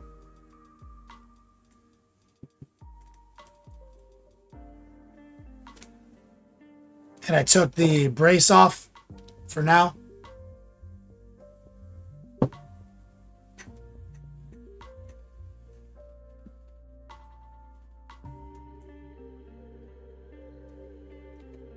Is there like an inside joke at Trivia Night that people know you for? Are you known by another name, Sunshine Grenadier?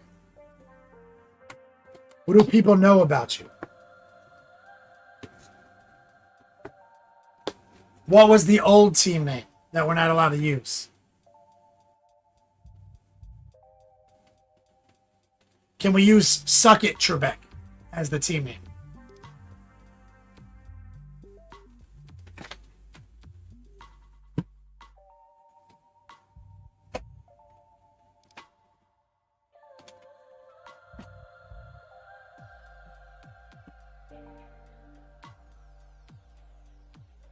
Also, I have another idea. Hold on.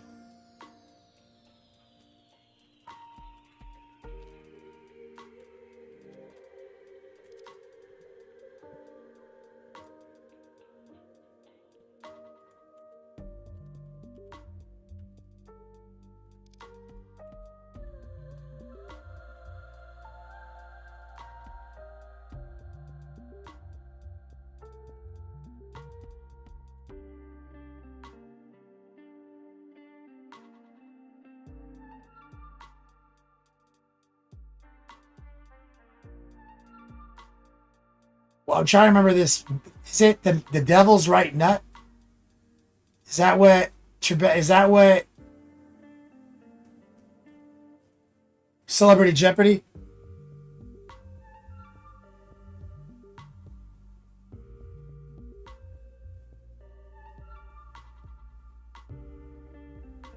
Crucy, you're allowed to hold your breath when you're doing detail. Hold on. What's the reference? What does Sean Connery say? Is it like the Devil's Right Nut? Is that one of the things he says in Celebrity Jeopardy?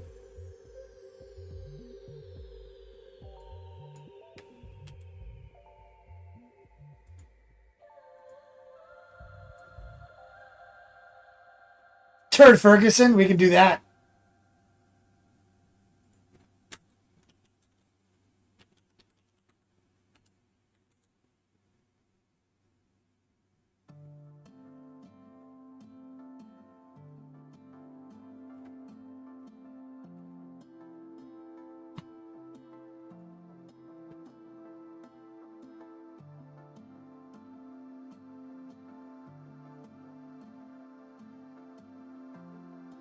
My trivia partner doesn't know this is a date is good.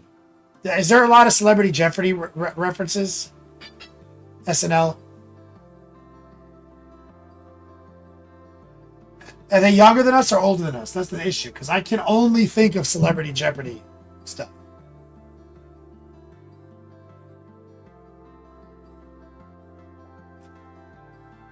Because that's one of them, right? Where it's like the Devil's Right Not, or something like that, or not. And he's like, I'll take the Devil's Right Nut for 300. I think is a reference.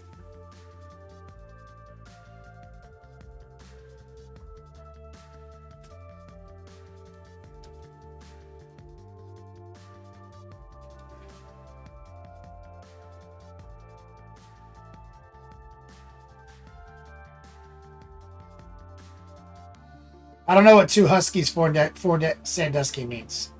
But what is that a reference to?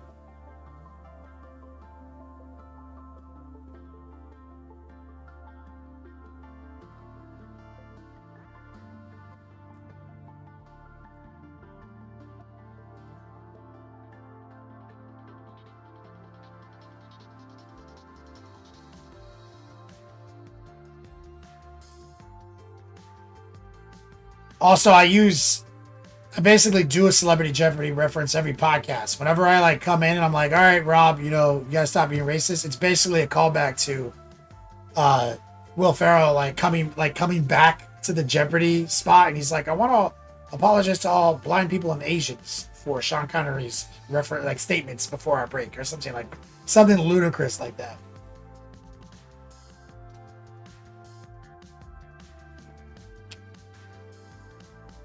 Something preposterous. Anal bum cover. Oh my God. Forgot about that.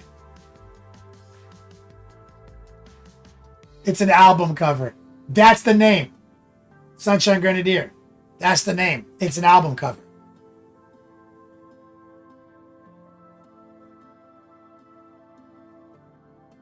That's the fucking name.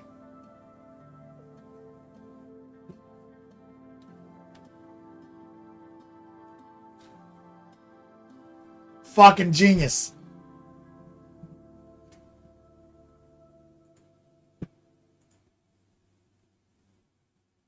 All right, let's roll into Discord, guys, and see what you guys have been working on. Rottweiler, are you here?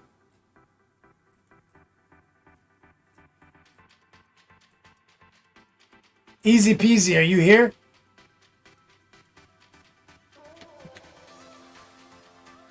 Easy peasy just did a class.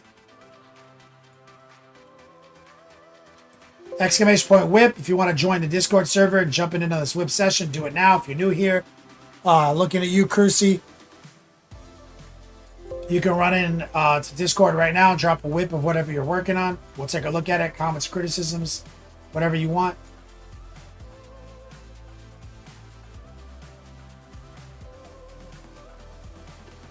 It's an album cover. Ain't no bum cover for 500, Trippy.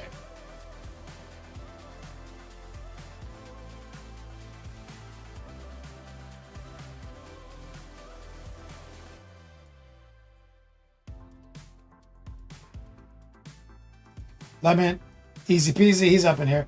Yeah, I saw you posted earlier, that's what I was asking. Practice. Let's see what he's working on here. He says, fiddling with the camera. It's sometimes hard to capture the transition on camera. But easy peasy is doing his airbrushing class. Working on gradients right now. Working the mahogany red. We just did our wash class, right? Easy.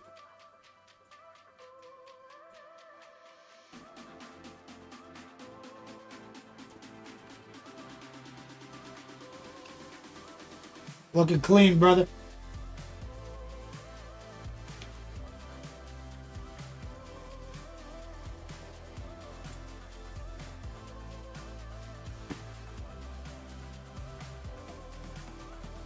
Is this just mahogany bow pyro 2-piece? Well, I know you haven't done the washes here yet, but we just did our washes, right? Like as a lesson.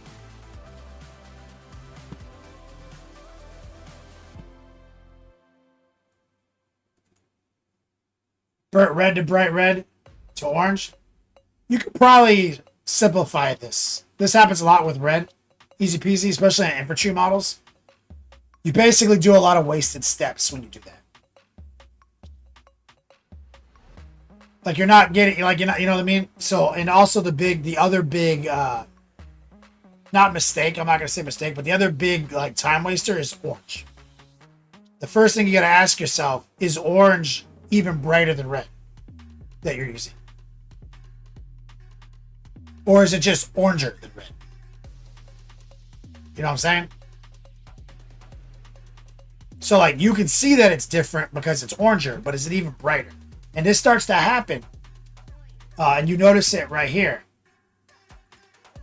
You see like right here, how like you see that it's something's happening, right? Like it's definitely nice and saturated, and there is a difference between this and this. There's a difference between this and this, but is it brighter? Is it darker or is it brighter? It's hard to tell. It's what it is it's different. It's a different hue. So this happens with reds a lot, where we end up doing these steps that are actually making it brighter when we're trying to go bright to dark or dark to bright. Orange is one of them. So red is why I don't start with red in the class, start with blue. So a lot of times with red, you can simplify the entire process by cutting out a bunch of paint. You could just take mahogany, which is darker than burnt red, and bold power red. You could just use 2 paints. And you could just start mahogany, then just mix like kind of 50-50 the mahogany and the bold power red, do a round of painting, then add way more bold power red to that mix, do a round of painting, dump, rinse, reset, pure bold power red, finish it out.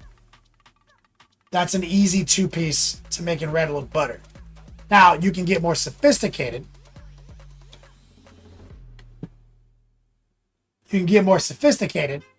Right? Where I've done color theory, where we use cold shadows. So you can use dark blue in bold pyro. So the same thing, hit it dark blue, mix in some bold pyro, hit it, more bold pyro, hit it, dump, rinse, reset, pure bold pyro. Blue shadows moving into the red looks great too. And then when we do ultra red, that's when you add a little white to the Bold Pyro. Put some tight little fucking highlights down.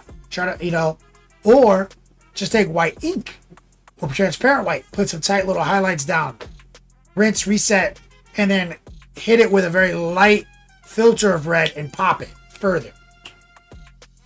So there's a lot of ways to do it. Now, when you go into the ultra red worlds, you got to be careful though, because if you paint these 10 guys doing that filter technique, they're going to look different than the next 10 guys you do next week. It's just unavoidable. So a lot of times I don't do that. A lot of times I just do the dark blue, go to the Bold Power red, stop, make it as red as I can get, and then I just do all the warmth and the highlights. Where now I'm going to add red and white, do all the highlights, glaze them yellow. That's what we did with the Blood Angels, if you recall.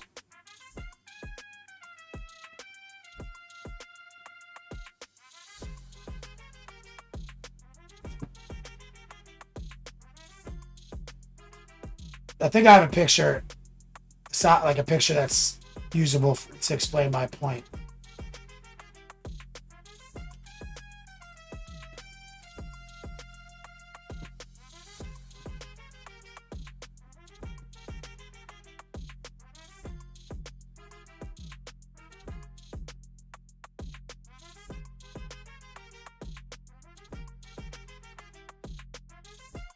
Did I not make a folder of these guys?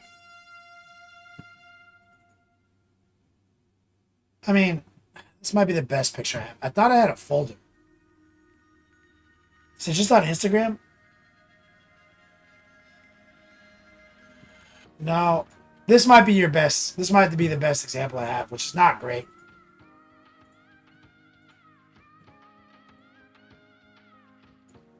So, do you see the red on this?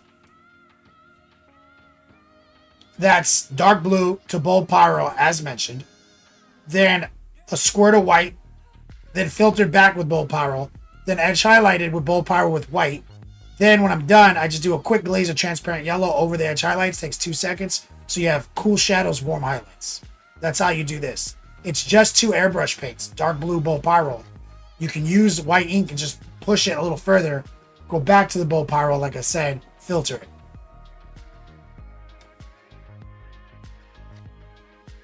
Russ, yeah, all my Blood Angels photography is on Instagram. But I stopped painting it red kind of early on, so I don't have a lot of great examples of red. This one is the same. This is painted exactly the same way, though. I've got 1,000 red tutorials on fucking Instagram. Oh, Angron uses the same technique. So Angron's red is done exactly the same way. Dark blue, Bold Pyro with white, glaze with yellow. That's the same red.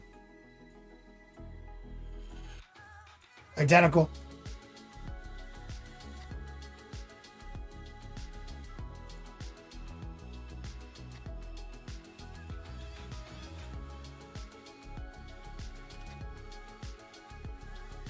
I've got this one picture.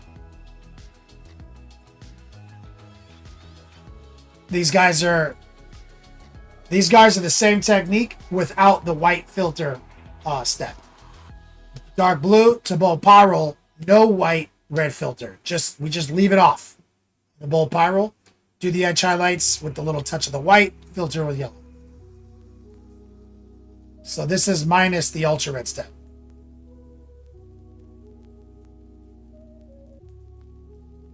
And so you see, yours looks straight up orange when you compare to this, right? And that's what starts happening. When you start throwing orange in the mix, it gets oranger, not brighter. Less red.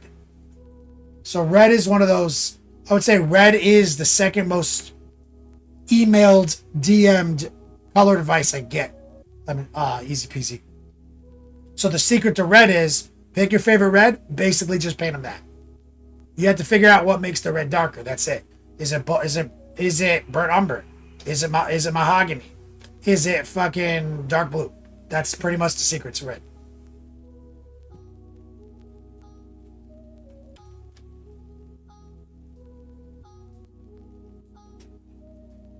Go Boy says, yeah, Blood Angel. I evolved my Blood Angel to invert. Because I stopped wanting to do stopped with the I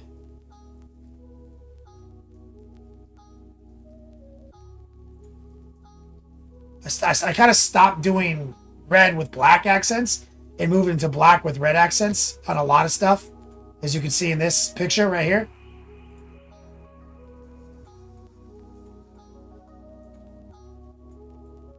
But you see that red is crispy, right? It's mostly just the red. That's what makes it so crispy. And it's cold shadows, warm highlights. That's where we're getting that red. And nothing looks more powerful than black and red. Oh, this shows it off too right here. See, dark blue to red. Very minimal transition, just a little dark blue in the mix. Hey, are you Dirty Mike in the board? The Huff. Your caps! Rub your dicks on the car as you run away! We are gonna have sex in your car! It will happen again! Let me get some strong man love in the chat for my man Huff. Hashtag Dirty Mike Life. Brucey says he's looking sane. Feel like I need an airbrush. Yeah, get one immediately. Don't buy another model until you buy an airbrush. Exclamation point gear. Check out my gear list.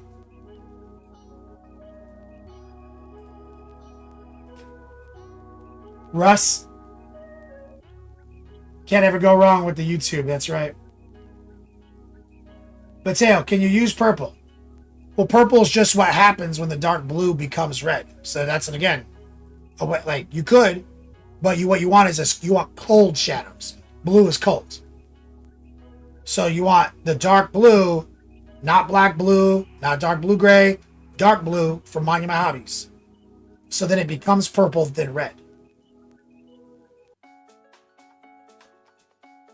Sunshine. Here I thought to make it green first. That's one way of doing it, Sunshine. You can do that. But the problem with that technique is the same. If you don't paint every model in your army the same day, you don't do the same airbrush step on every model in your army the same day, the next 15 you add later will look different. You can't stop that from happening. So if you do the green pre-shading, that's the issue with it. So I've built other systems to create a shelf-stable, repeatable process.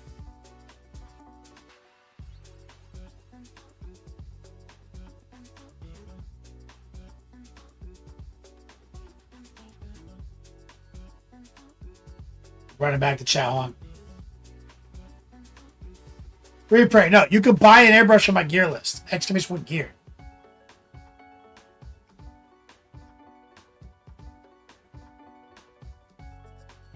That's right. I'm using gear, dude, on PEDs. I'm not natty, guys. All this, it's the same thing. That whole section. The dreadnoughts, same way, but we did panel highlighting. Remember this?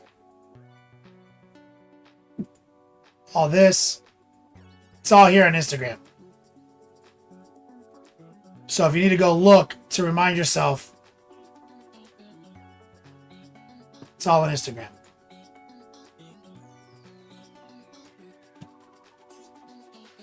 Mateo up next. But I think you have to go on desktop to sort it, because you can go to save collections on desktop. Mateo getting closer. Working the orc. The Huff month ender. That's right, guys. We have a special month ender today. One last birthday bump. Mateo, yeah. So dark blue is darker than bow power red. So if you fade from dark blue to bow power red, you're going to go from dark to light, and you're going to get a very tasty transition that starts with cold shadows, ends warm. So that's two color theories. Cold opposes warm, and the other one is colorful shadows, having a blue shadow. If you go with the old burnt umber mahogany to red, that's also beautiful. It's just not using colorful shadow technique.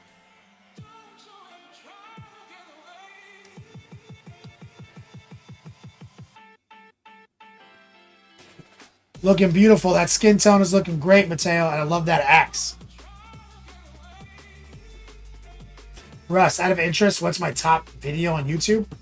Probably like airbrushing secretly easy or the contrast sucks dick video.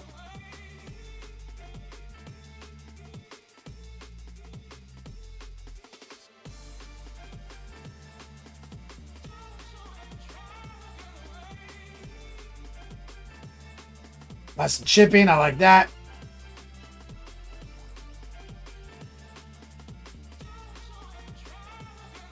So I like this black burnout. Are you going to go back in there and do some like under highlighting on these black speckles? Either way.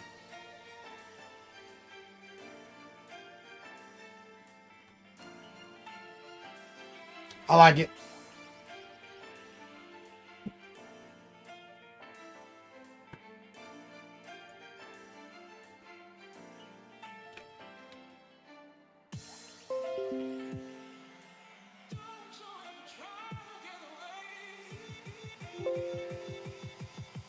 Let's run it back to disco. Good job, Mateo. Disco and the world famous disco chop.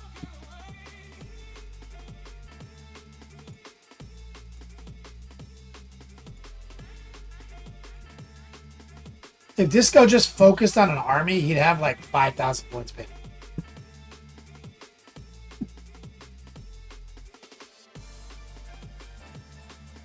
I like that sketchy yellow. I think you've really kind of workshopped the way you do this yellow robe, and you've really just like really stylized it over repetition, Disco. Because I really like what I'm seeing here. Because it used to look like you just did a too heavy wash. And now it looks like artistic texture, like the way you're doing it now, which I really like. This guy's wacky.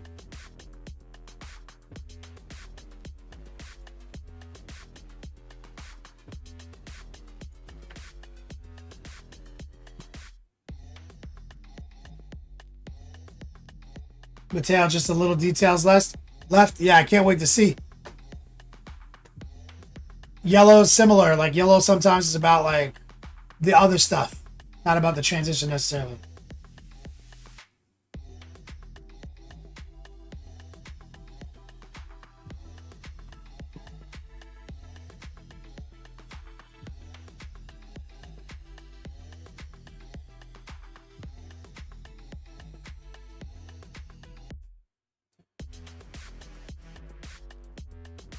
Disco says found some goofy 75mm models to paint up. I love it, man. Classic Disco. Kramus, speaking of people like with 5,000 point armies, Kramus and his orc project onto the Stompa. Looks like he's got the gun. Do you have a picture of the gun on the Stompa yet, Kramus?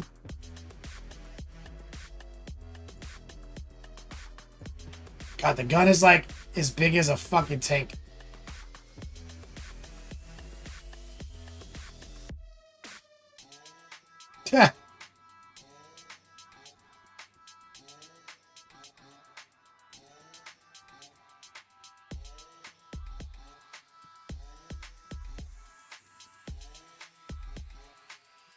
That thing is massive.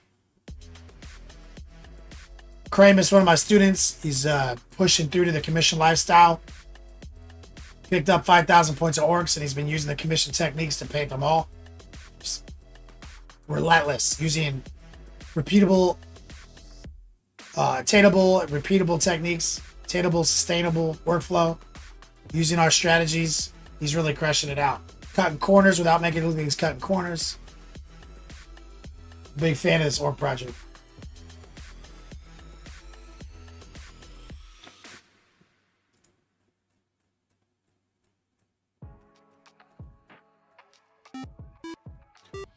Chop Soup, thanks for the follow, man. Oh, Cruci, we got Crucible TV up in here. New follower, new sub, coming in our month ender. Let's take a look. So, things I'm working on currently. First minis, and I'm new, so be gentle.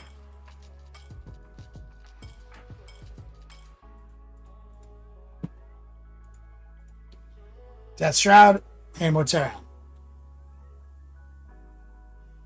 Just all once, no worries, Kramus. All right, let's see. We got our desk route. So, Crucy says they're new. So let's take a look here. So you're using. So you're using Citadel paints. What are you using here?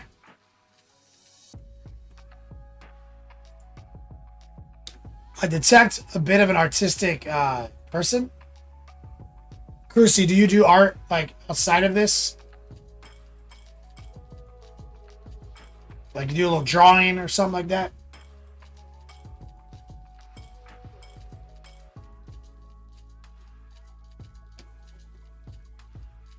So I feel that in your work. He says, yes, I did for many years growing up. So I feel that in the work. So you really try to force these highlights in.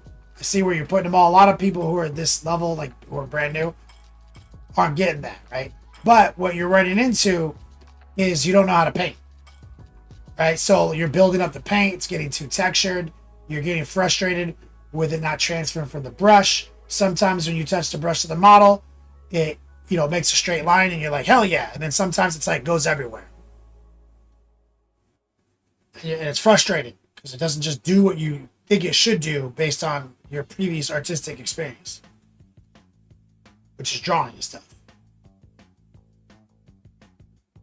But you're conceptualizing where you want your bright stuff to be and where you want your dark stuff to be. You're just not getting it down as precisely with line aesthetic that you want.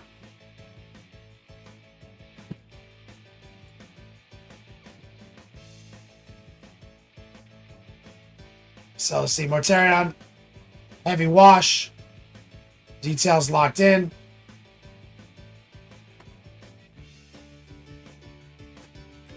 Very box arty. Primed white. Is this contrast paint or is this paint? Did you contrast this guy up? Or did you just prime him white and paint him up?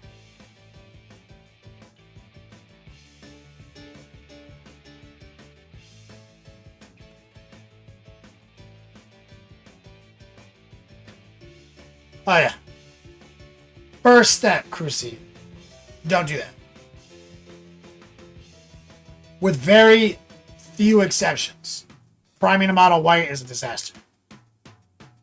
Because you've already learned that getting coverage over the white primer, like getting every little thing painted, is a nightmare. So black primer's advantage, or even just dark gray, is that you don't have to get everything covered. Because if it's way deep in a recess and it's just kind of green and black, it rides. It rides as a shadow way in the recess. But when you prime it white, you can't have no white recess shadow, right? You got to get in there. So white's kind of a disaster. Now, obviously, white's easier to get your pigment to show up on. But that's why you need an airbrush. So an airbrush, you prime it black, you pull out the airbrush, you get all the fucking green laid out. GG, baby. Let's go. So stop priming white. That's going to save you a fucking headache.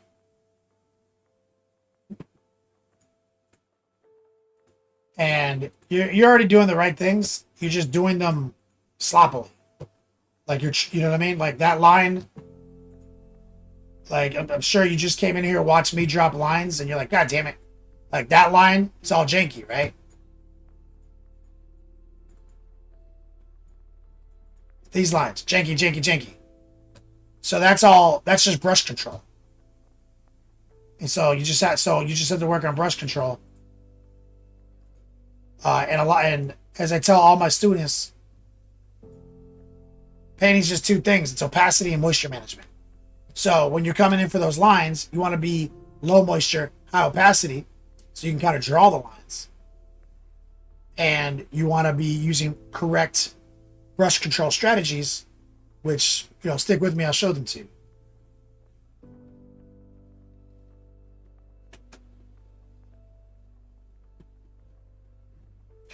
That's how my lines would look too, though, Crucy, if I wasn't using the heart pool, the tracer, high opacity, low moisture. If I wasn't doing the things, if I wasn't practicing what I preach, my lines would also be janky.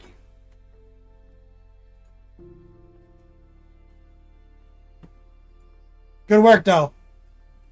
I mean, For someone who's new and showing off their first minis, you're way ahead of the curve, so don't beat yourself up.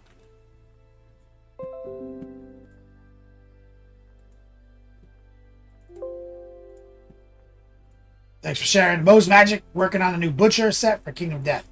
No dicks.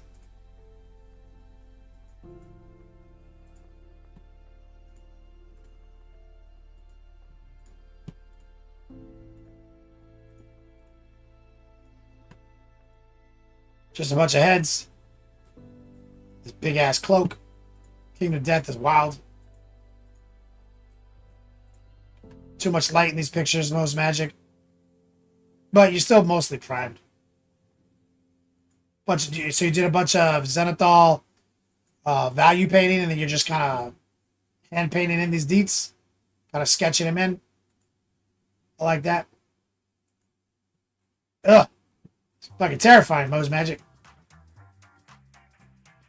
Oh, God. This guy's a skin wearer. Fuck out of here.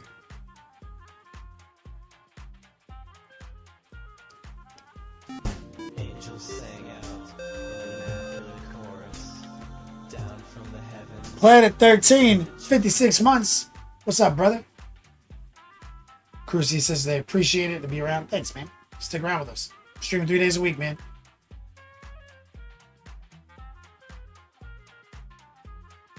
Those weren't heads. They were faces.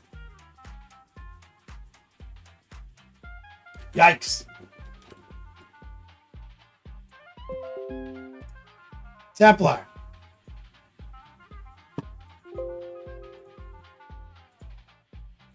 Orcs.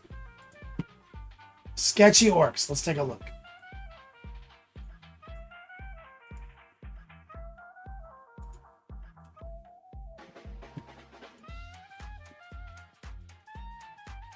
You see, if Crucy, if you're still here, here's a great example of janky ass highlights.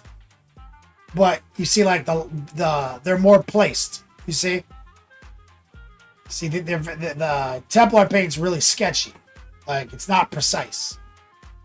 But the highlights are still in the correct place, and the line aesthetic, while not like precise and skinny and thin, is well shaped. For the most part, it's like a very cell-shaded subtraction layering system. But a lot of that's based on this concept of respect. And Templar is one of my students, and he developed his own style using these fundamental techniques. You see that actual result is pretty solid.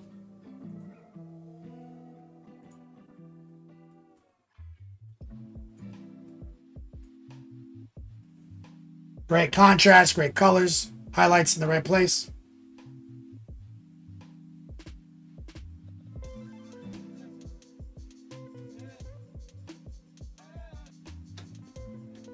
Beautiful work as always.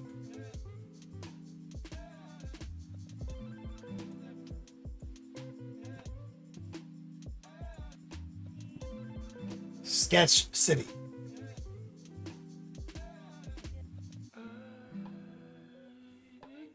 Got more orcs in the chat. Not only do we have more orcs, more yellow orcs, Templar. See this? Grits posted up like a Gorgonaut, I think.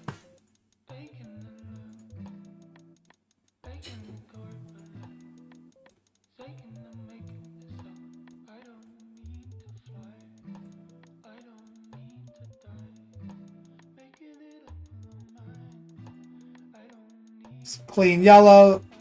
Some black, some chipping.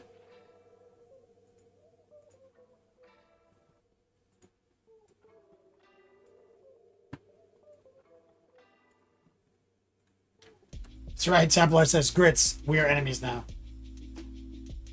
Repray says, just got off retirement, he's lucky. That's true, I just came out of retirement. Mercy. Scott Fraser in chat, what's up, man?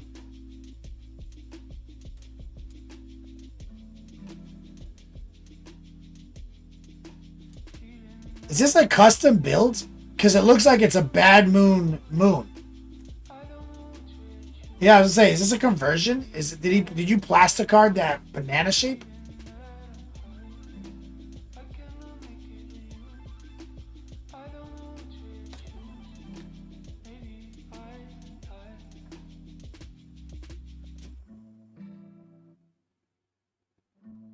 This is a Cromlech model. James over on YouTube. Good old Cromlech. Dirt Cooker states it as well. I haven't used a Cromlech model in a while. Love Cromlech.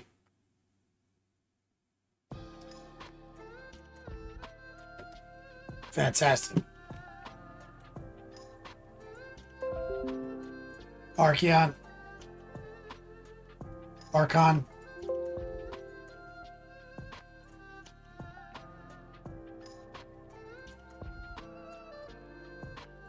Grey Knights. Trying to get better at Grey Knights. Making a new base. Old bases because they're all pewter strikes. Not sure. These the pewter ones? Hell yeah. Not sure if the green power blades work. Let's see.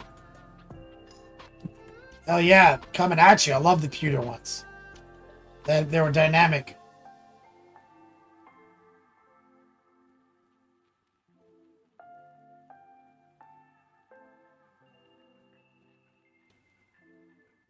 I mean, green is fine.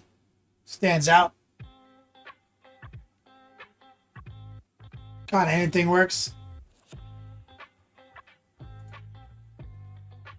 Just gotta clean up some of this slop that's on your metal. It's not too hard though.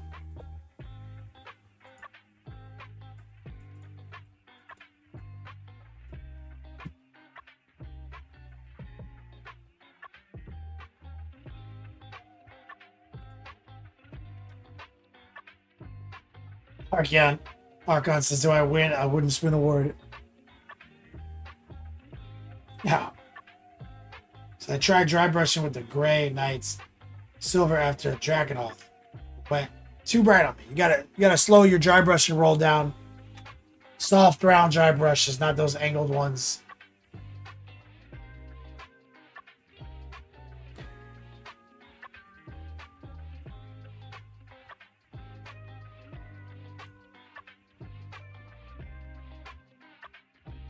You honestly don't even have to wash it, dude. If you just do it right, Archon, if you just take like black metal, like the dark silver, spray it up, and then just gently dry brush it, brighter and brighter and brighter, it will leave all the dark silver in the recesses looking real dark. And so when you wash the silver, you lose a lot of the luster. It's the problem. I'm not saying don't do it, like it's fine. But what I would do is probably,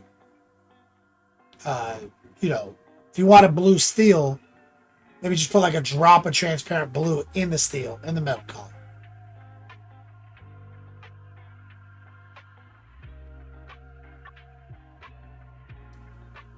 Makeup brushes work, yeah, Archon. Just want to make sure they're short bristled though. And not like big fat, long bristles. But Monument Hobbies sells everything you need. They have a set that I like. Exclamation point Monument. It's good work.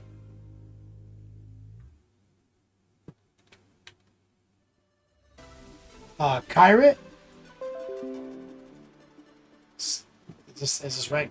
Kyrit. New chat. About to finish my first squad ever. Hate the texture in the paint, but trying to improve.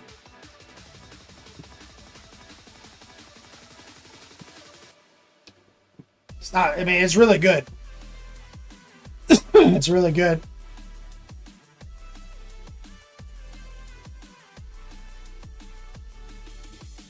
It's beautifully done.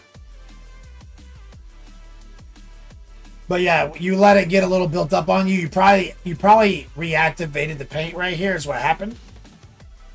Like it wasn't totally dry and you kept painting and then you reactivated it and it kind of moved like a skin of paint around it right here.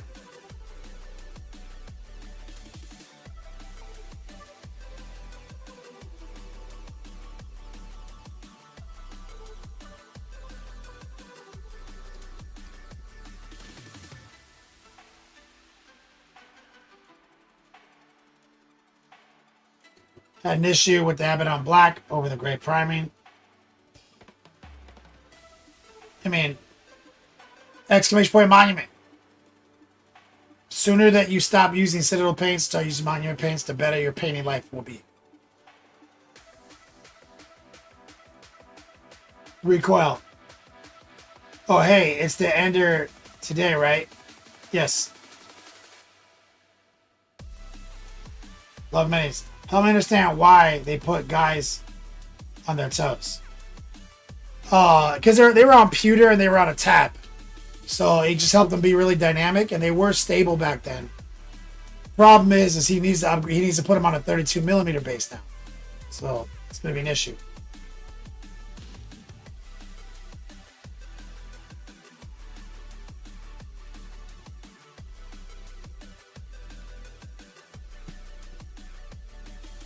Beautiful work.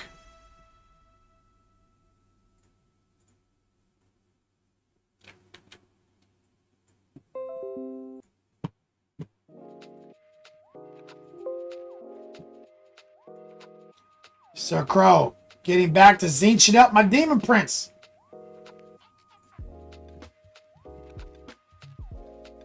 Me and Sir Crow got to play 40K against each other at a Rogue Trader tournament on Saturday at Spray Gunner HQ.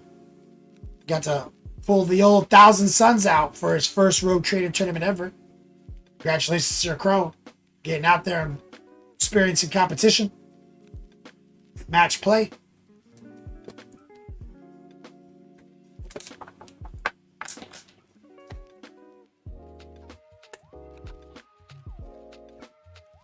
Crit. Is it crit? I feel like it's crit.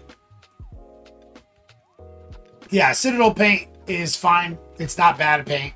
It's just overpaid. It's overcosted, and it's made for children. Like the way they make their bases and their layers and stuff. It ends up regressing you. It makes you worse at painting over time. But you're able to do the system relatively easily, which means you just use a more artistic, like a superior paint. You'll have even better results on your hobbies.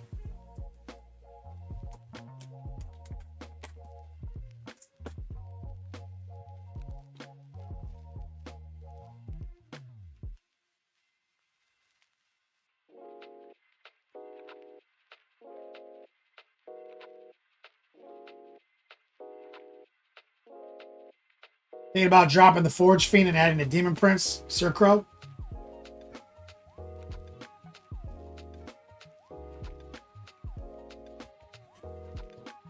Yeah.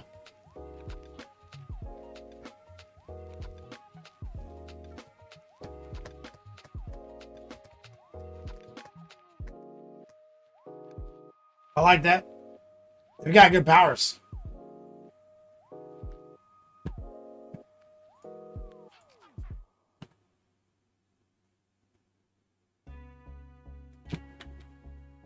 Oh boy.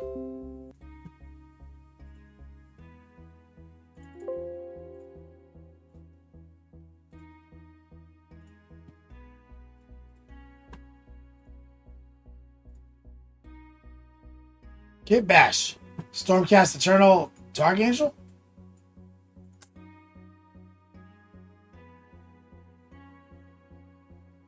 Love it.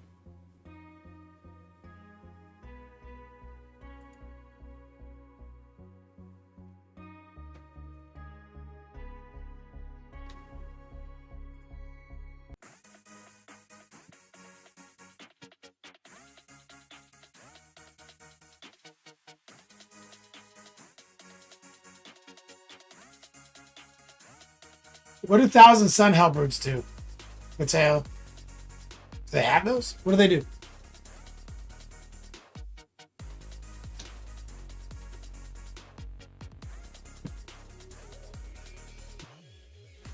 Oh, real quick, back to Kramus. Here's that Stompa from before. He's working on the gun arm.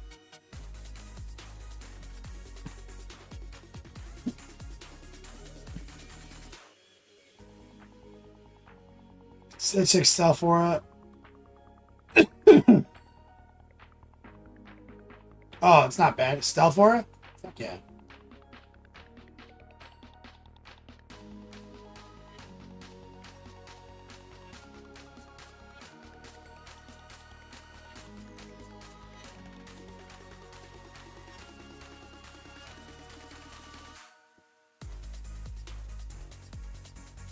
Good job, Kramus. And go boy. What would you say you painted it? Sword arm? Oh, it's the sword arms from the Custodes Blade Champion. Scott Fraser, another Corsair. He paints one model a month, which is more than most people on planet Earth. Clean edge highlights, baby. Let's take a look. Scott Fraser, known for his preposterous edge highlights.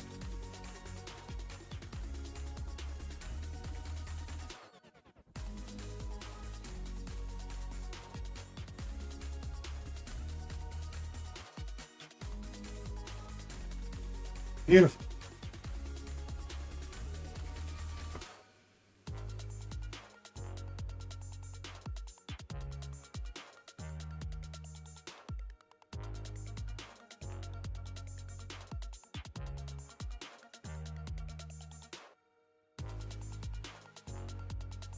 Nine-inch Helber Aura for giving Cabal points. Tail. Oh, yeah, no, he plays T-Suns. Finished 3 models last month, Fraser. Legend. Legend.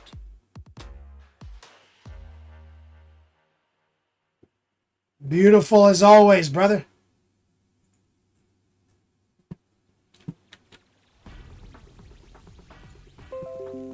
Saruman.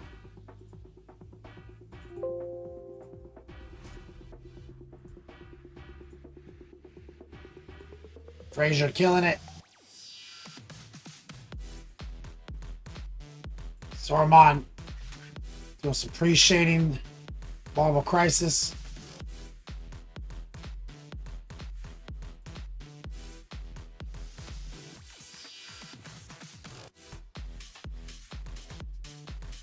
Good job, man. He uses speed painting technique.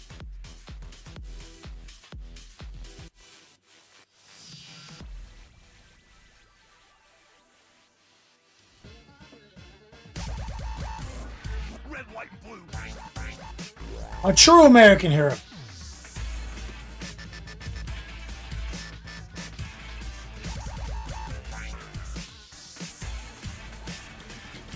Idiot Rampage says, I really need to stop putting models together and actually painting the damn things. Also, I need to put an airbrush back together after the cleaning.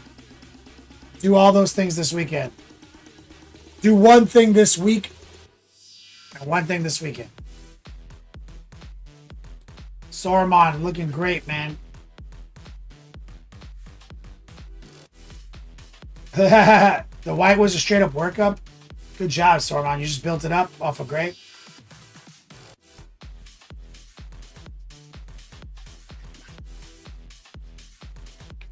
Sir Crow, your original list did have a Hellbrute. I see.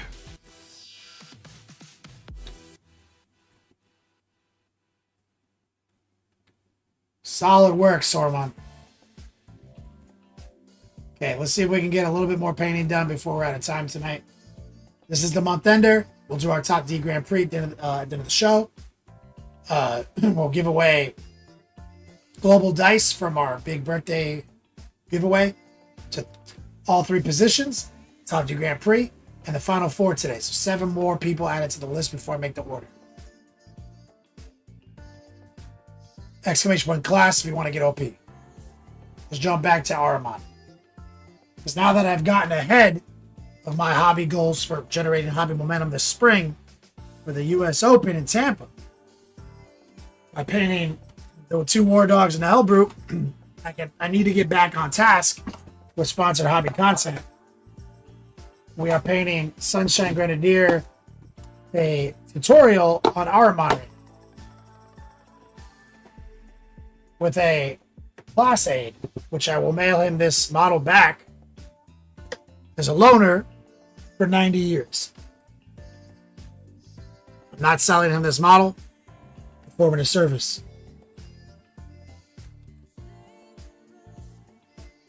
Okay, I want to get the staff done. So mostly like dark silver or black.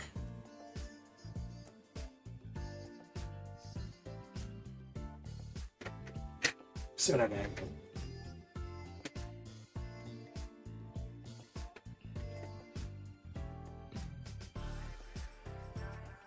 Looking for a blue-black. That's right, baby. Tax strategy. Wyatt knows.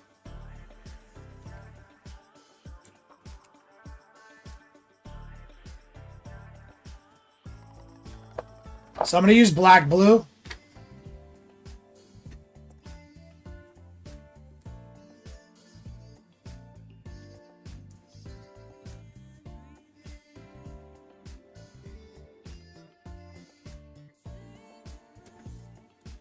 I think I already painted it black-blue, didn't I? Oh, yeah. Look at that. Okay, let's take a little white. Mix it into the black-blue. See if we can do like a broad cylinder line right here.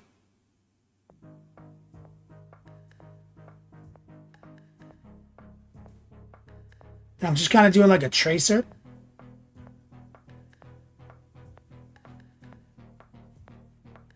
Kind of keeping it on the top.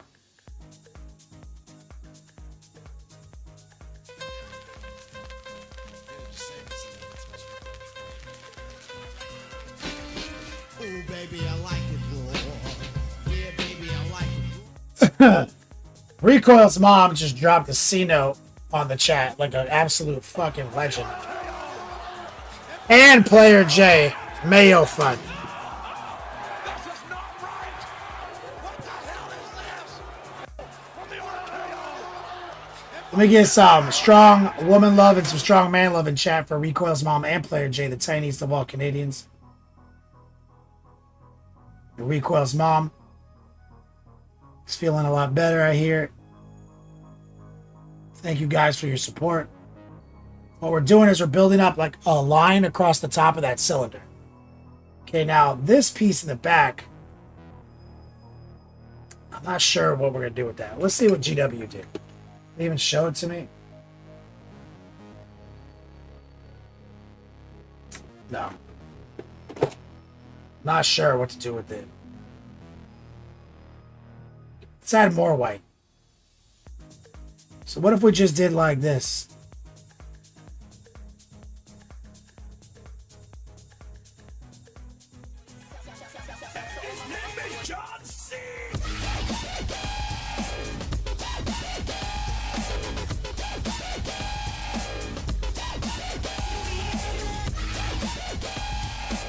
The Huff dropped an 11th spot.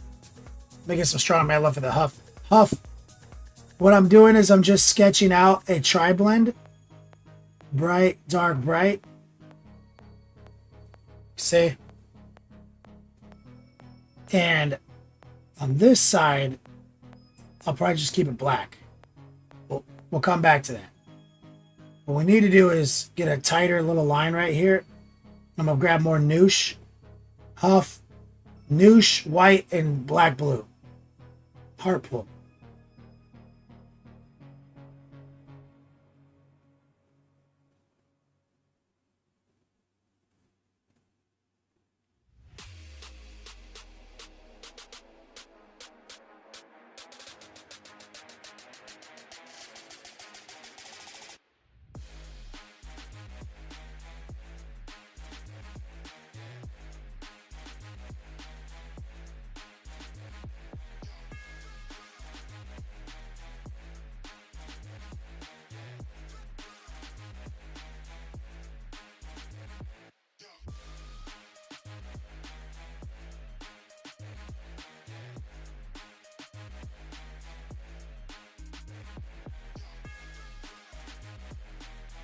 That.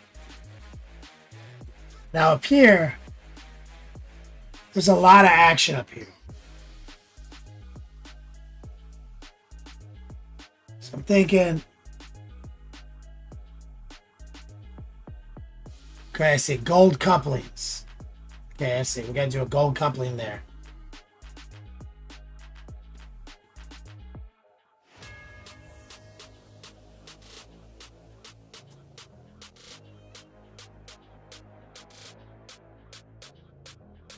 Is there a piece I forgot to glue on this thing? Oh no. Let's look at this. So this should be gold right there, but then this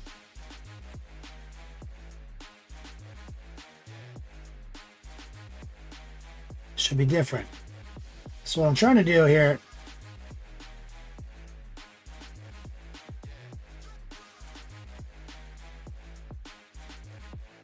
is kind of just do a pinwheel.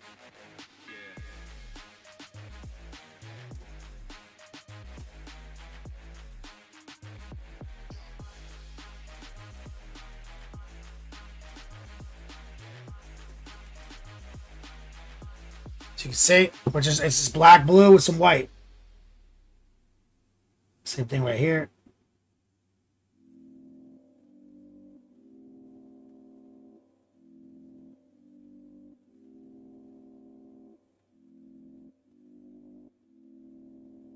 I don't know what the fuck all this is. Let's get a little bit more black, blue.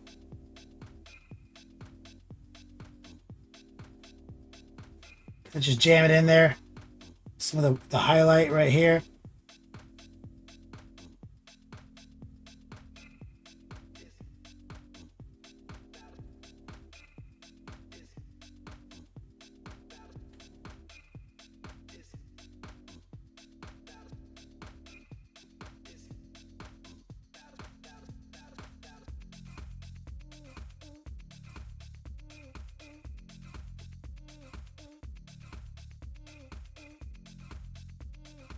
Just kind of sorting all this nonsense out.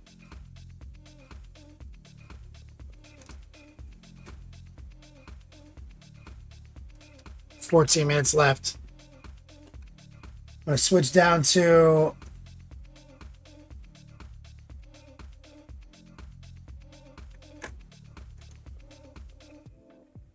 this. What is this? A 0? 0. So let's go back for a second to mahogany and burnt orange. So the orange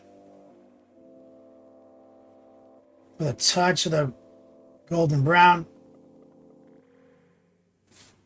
So we need to remove the couplings from the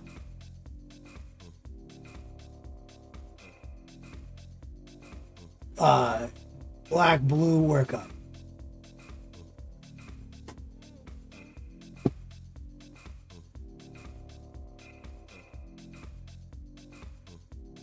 See, we can't just leave it all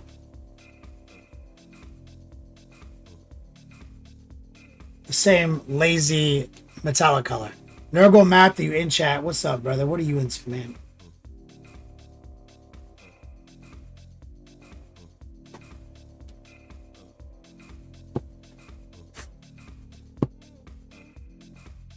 Makes this off better.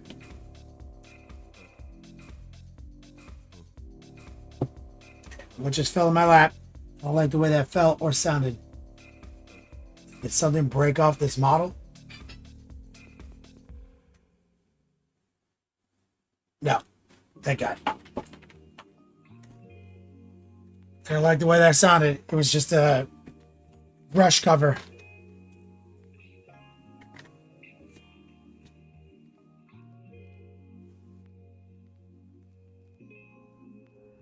Heart pull and stipple.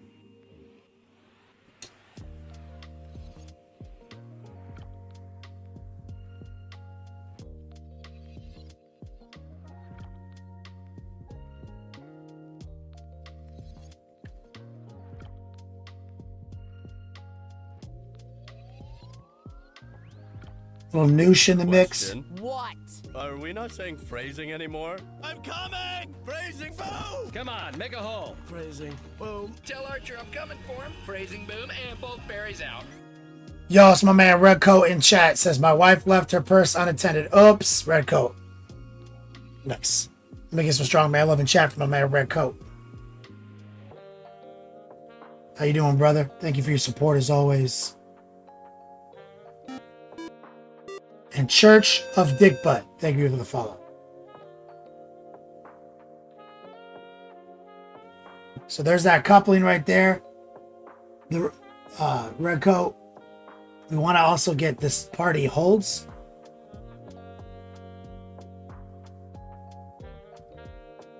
We're using very light stipples and heart pulls.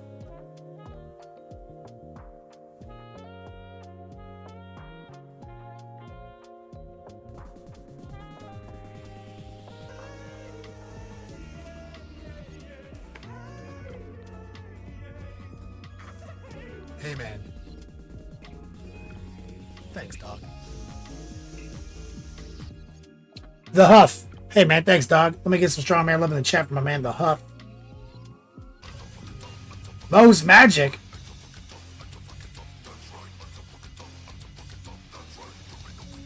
Yo, coming in like the gangsters. Thank you guys for your support today. So validating the shit out of me with money. Mo's Magic, you beast.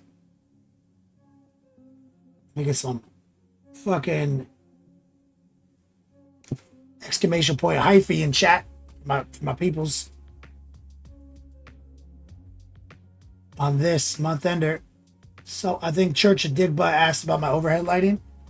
I have a Ben Q lamp, a Game Envy lamp, a Redgrass Games lamp. I've got 3 different lamps from 3 different manufacturers. All of them are good. They're all at a different price point. Ben Q is like a $200 lamp, and it's fucking fabulous. It's on my gear list, I believe. Exclamation point gear. That is, as a desk lamp goes, it is easily of the 3 the one that was made in a factory by like professionals in Taiwan, straight up light makers. Preposterously good. And it'll sit on your desk. And then of the Red Grass and the Game Envy, which are both like model companies that use Kickstarters and other means in which to basically rebrand a lamp that somebody else makes. The Game Envy one is more affordable and easier to use.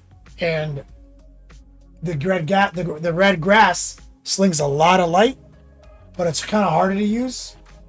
Still really good, but it's the same cost as the Ben Q lamp. And if I had to pick, if I was to drop 200, I'm going to get the Ben Q, unfortunately.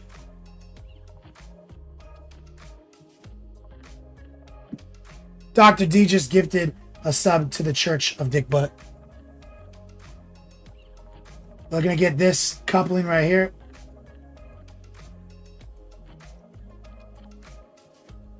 And this is our mahogany, burnt orange, golden brown mix.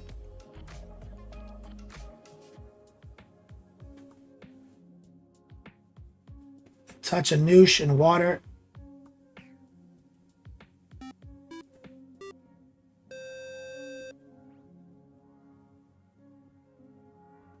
If you want, but if you're looking for something sub $100, Game Envy. And they actually have a deal on their page where you can get 2 for a discount. So you can get 2 Game Envy lamps for less than the Red Grass one.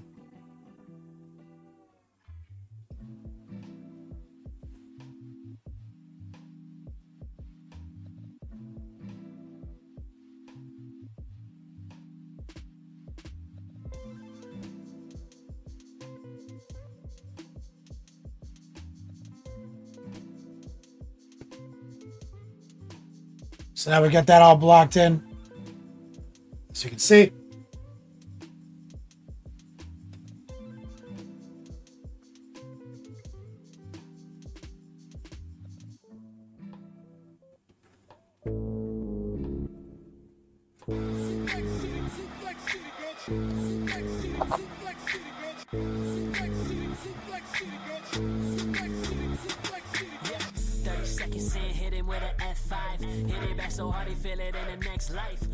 Needless Guilt, thank you so much for sending me some love right there, brother.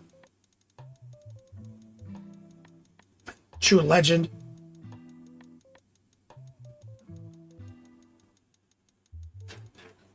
Well, Bless Evs says you can trust Kenny's reviews because he doesn't just get the high score to the high dollar one. There's also another reason you can trust my reviews. is that I don't accept money from my sponsors.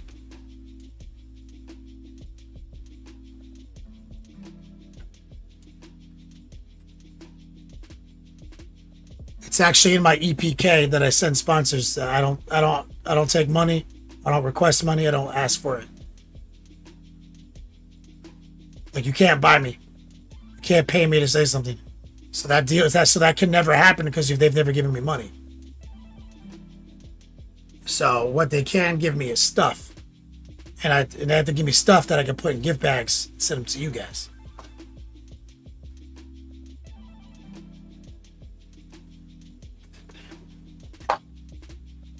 It's been in my EPK for like 8 years.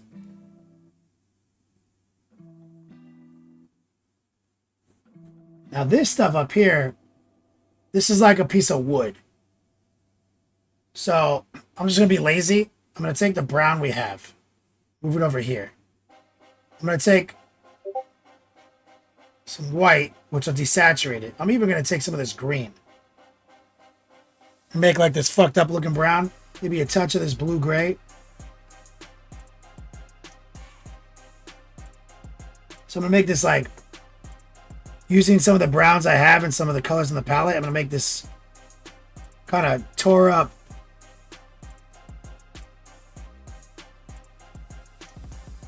new color right here.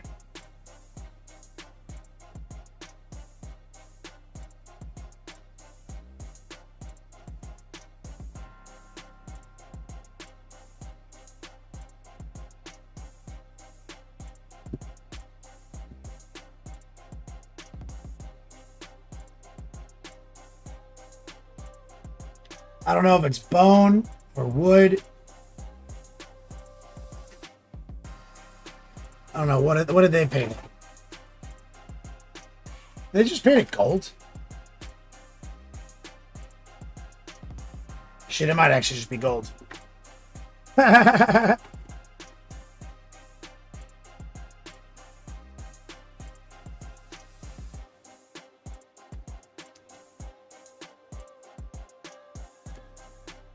Oh, we're committed. Damn it. Grab a brush, some water.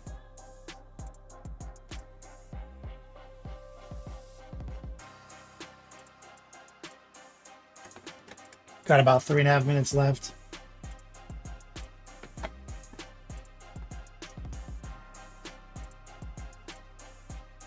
See, we're slicing out these details now.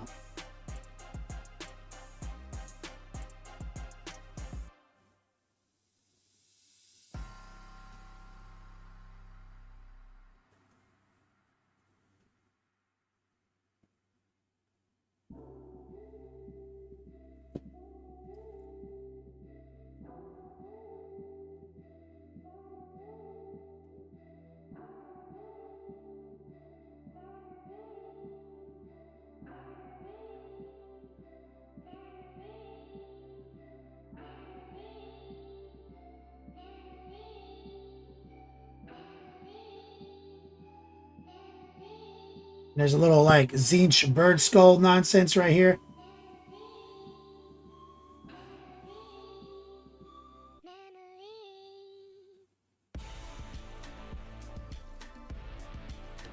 Two and a half minutes left.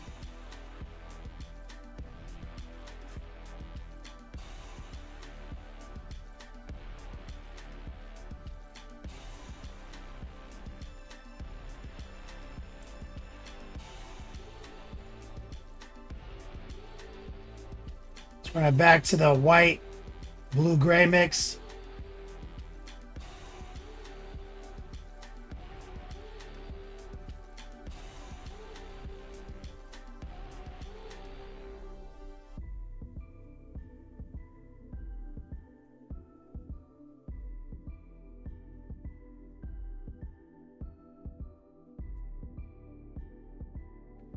All right, we can start seeing some of these come together.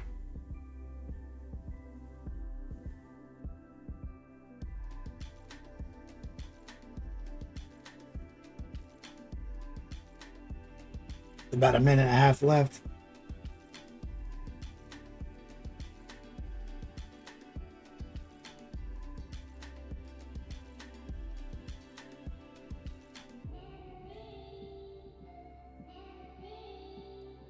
And at some point, we're gonna paint this thing like NMM blade right here.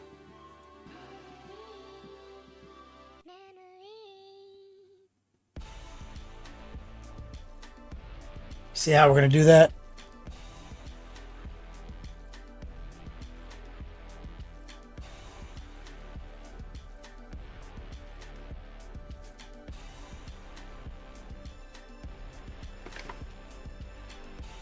But we're not there yet. Only 50 seconds left.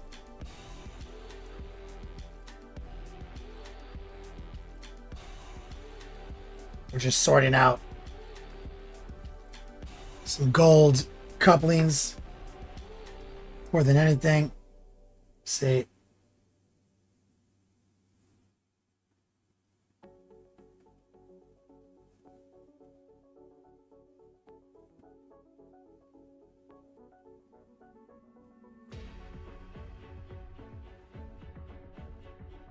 Almost out of time.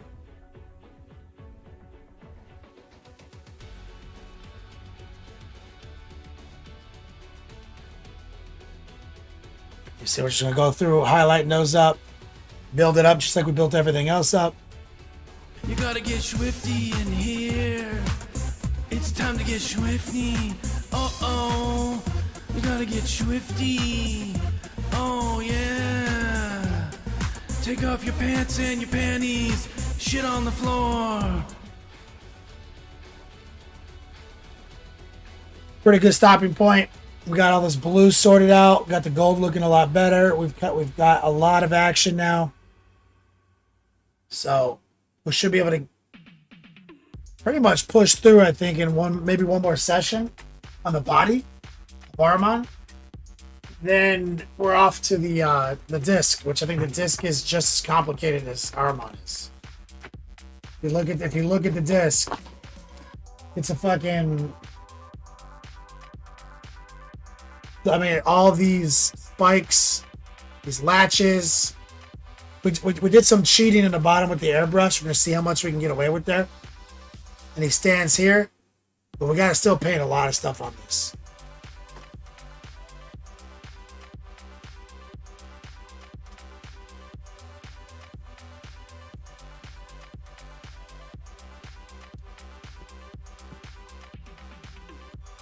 All right, let's write some names down.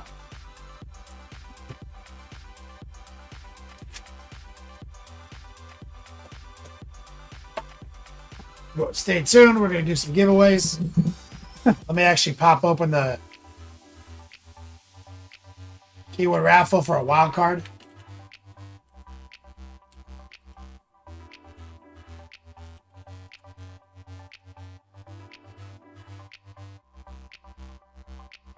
This is no purchase necessary! Exclamation point wild card. No purchase necessary. It's not gambling. So whoever wins this gets entry to our Top D Grand Prix. Let me add some names to my dice list.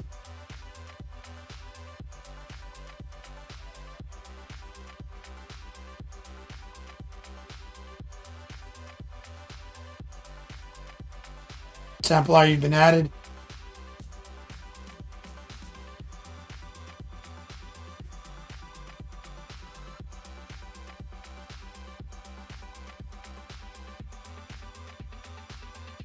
The Huff.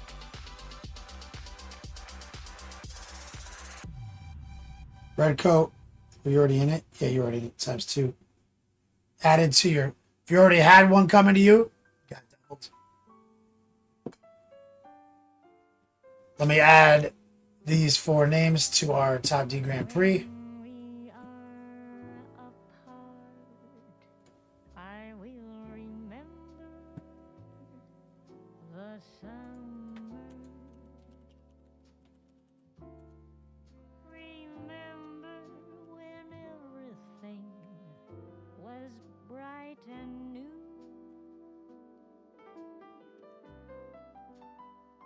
Added.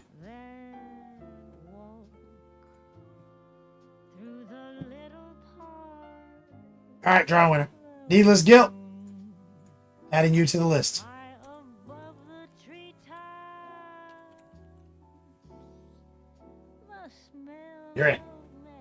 Okay. So we are going to draw a couple winners for a couple of prizes. So, as usual, we're going to start with $25 off my gift shop. Exclamation point 25 off. That's $25 off. Straight up. And this is a subscriber giveaway, so if I pull your name and you're not subbed, I'm going to re-pull it. But the bot doesn't know how to keep track of that anymore, so honor system. 2 minutes. This is $25 off my swag shop. We're going to pull 3 winners. Not 25%, straight 25 off, basically a free shirt. And that's, if you're new here, exclamation point shop.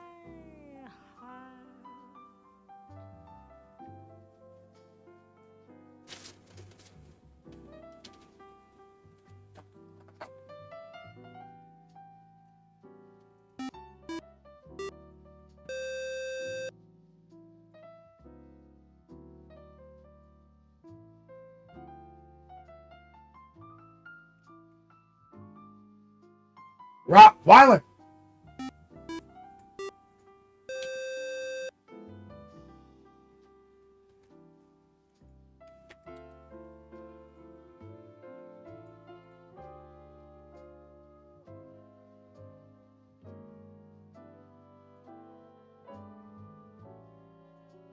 Exclamation point 25 off.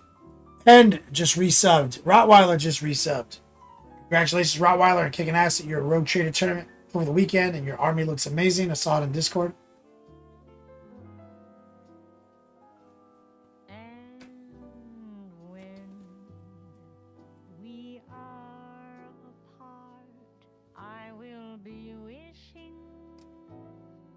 No worries, Rottweiler. Hope everything's okay. We're just doing some month-ender action right now.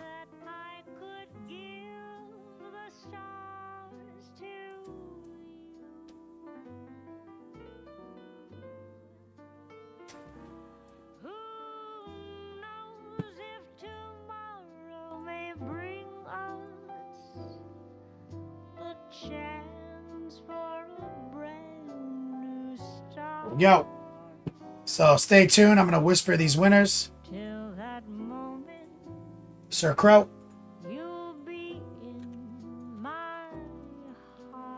Sir Crow was wearing a Bellacore t-shirt at the RTT. I saw him at this weekend. New code just whispered to Sir Crow. And just resubbed like the legend he is.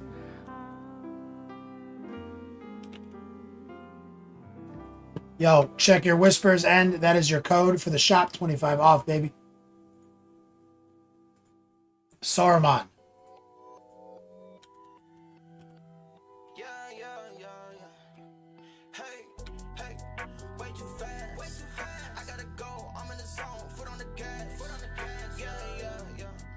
Code in your whispers.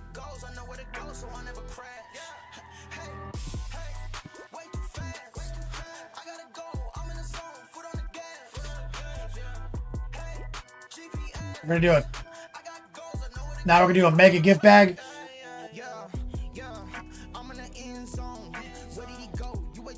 Basically tier 7 or tier 6 upgrade. So basically 1,500 Yodogs, which is the cost, but tier 1 gift bag. Get as many tickets as you want. And you get a tier 6 upgrade. So exclamation point ticket, space, number of tickets. Exclamation point ticket space 1.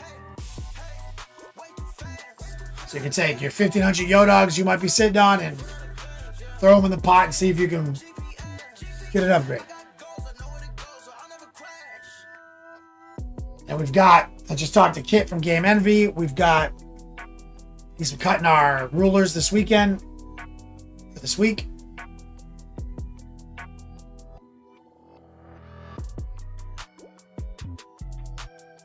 So that's going to be hype. He's also sending me some other stuff to stuff in his gift bags. I've got some stuff in Gamers Grass. So we got some loot. Also, I got to pull the Florida Man Friday winner tonight. And I have to send like 3 Florida Man Fridays out. I've completely spaced that. Enter. You can do 100 tickets if you have the money. If you have the Yo Dogs.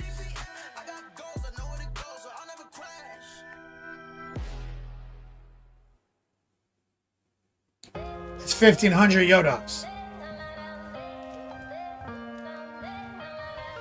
No purchase necessary. You're gambling 1,500 Yo Dogs for a chance at a tier 6 upgrade. And everyone can get 1,500 Yo Dogs for free on my platform.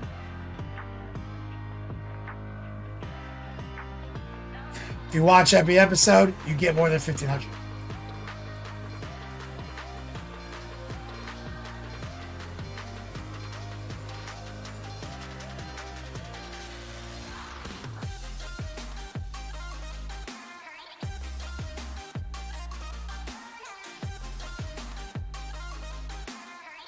All right, raffle's closed.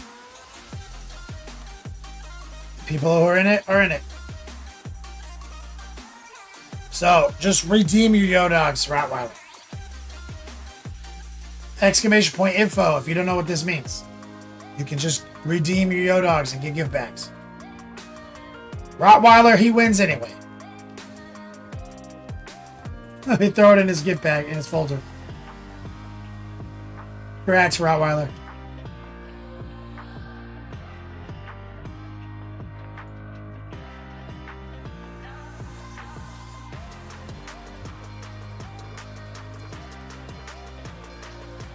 Hold on a second. This is crazy.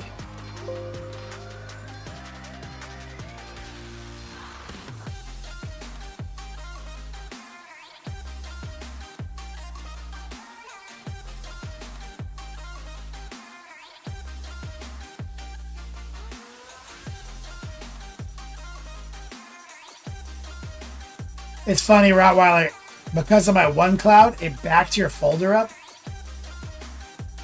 So your folder got backed out and told me, and there's stuff in here from like a year ago, over a year ago that I mailed you, like Elroy Jenkins in here.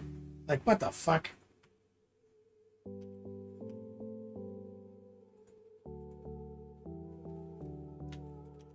Gotta send you, I got some stuff to send you though.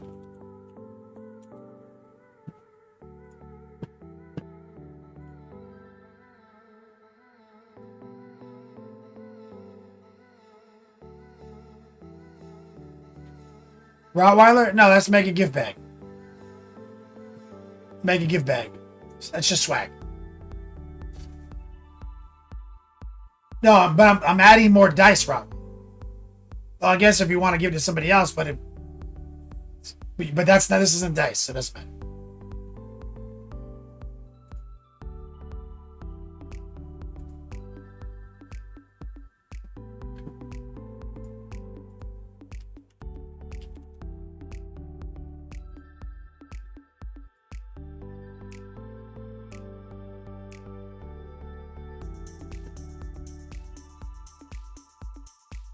So first, let's do our Florida Man Friday giveaway.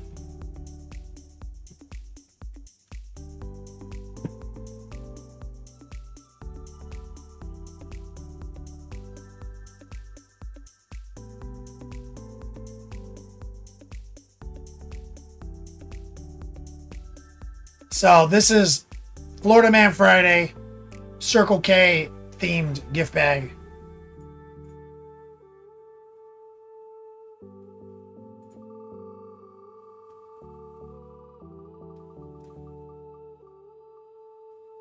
The rank.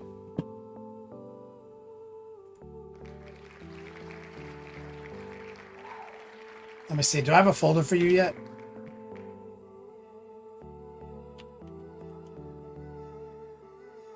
I don't think I do.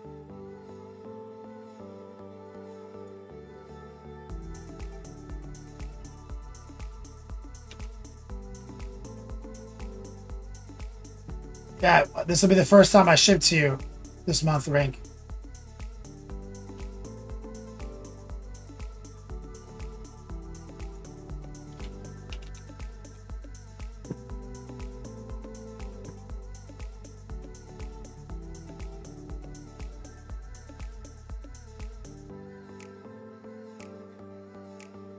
Now, let's grab the actual Top D Grand Prix.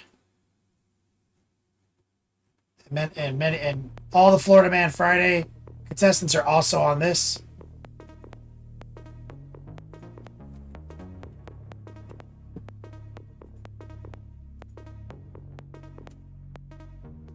So this is for Global Dice. Last chance. 3 names. You can get added to the list or get even more if you already won some. 3 names.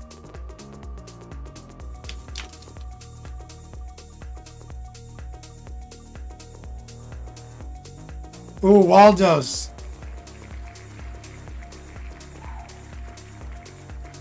He's getting more dice. Spin it up again.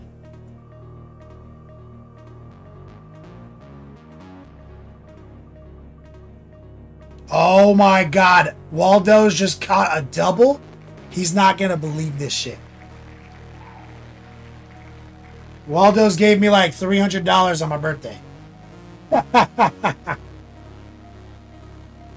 All right. Sometimes it happens. He's not going to believe it. All right. Last one. You know what? We'll do 2 more. Since it's my birthday month. 2 more.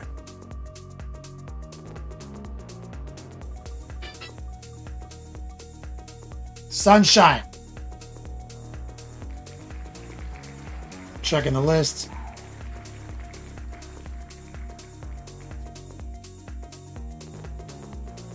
Added.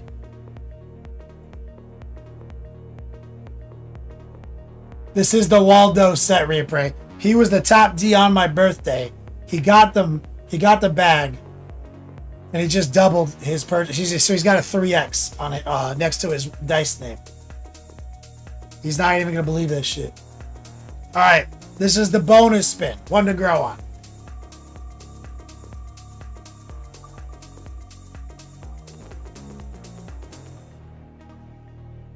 Saruman. Added.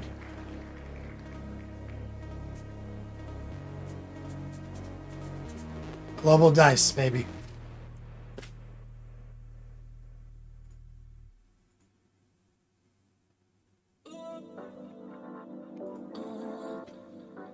So I'm going to put the dice order in now this week. We're going to be looking for a Synthwave blend. We've never done that before. Heretic Dice. Synthwave blend. These are, I've got the names right here with the new add-ons on the Sacred Legal Pad. Congratulations to all of you and thank you for supporting me.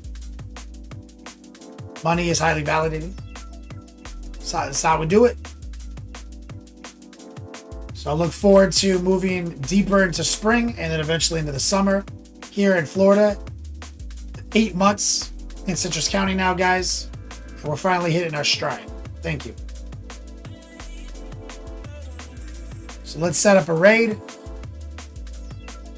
I believe it's Wyatt. Isn't it Jack of Clubs? Yep, we're going to raid Wyatt's Hurt.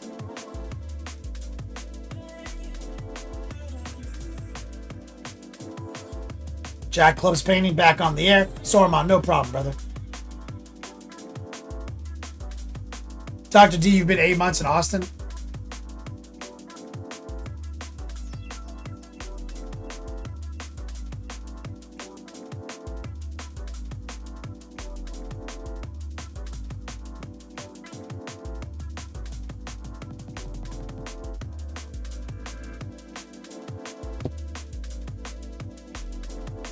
Okay, let me find Wyatt. I go to the control panel.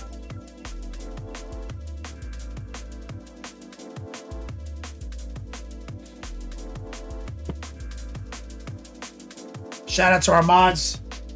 Coil Daddy and the Beast mod. Love minis.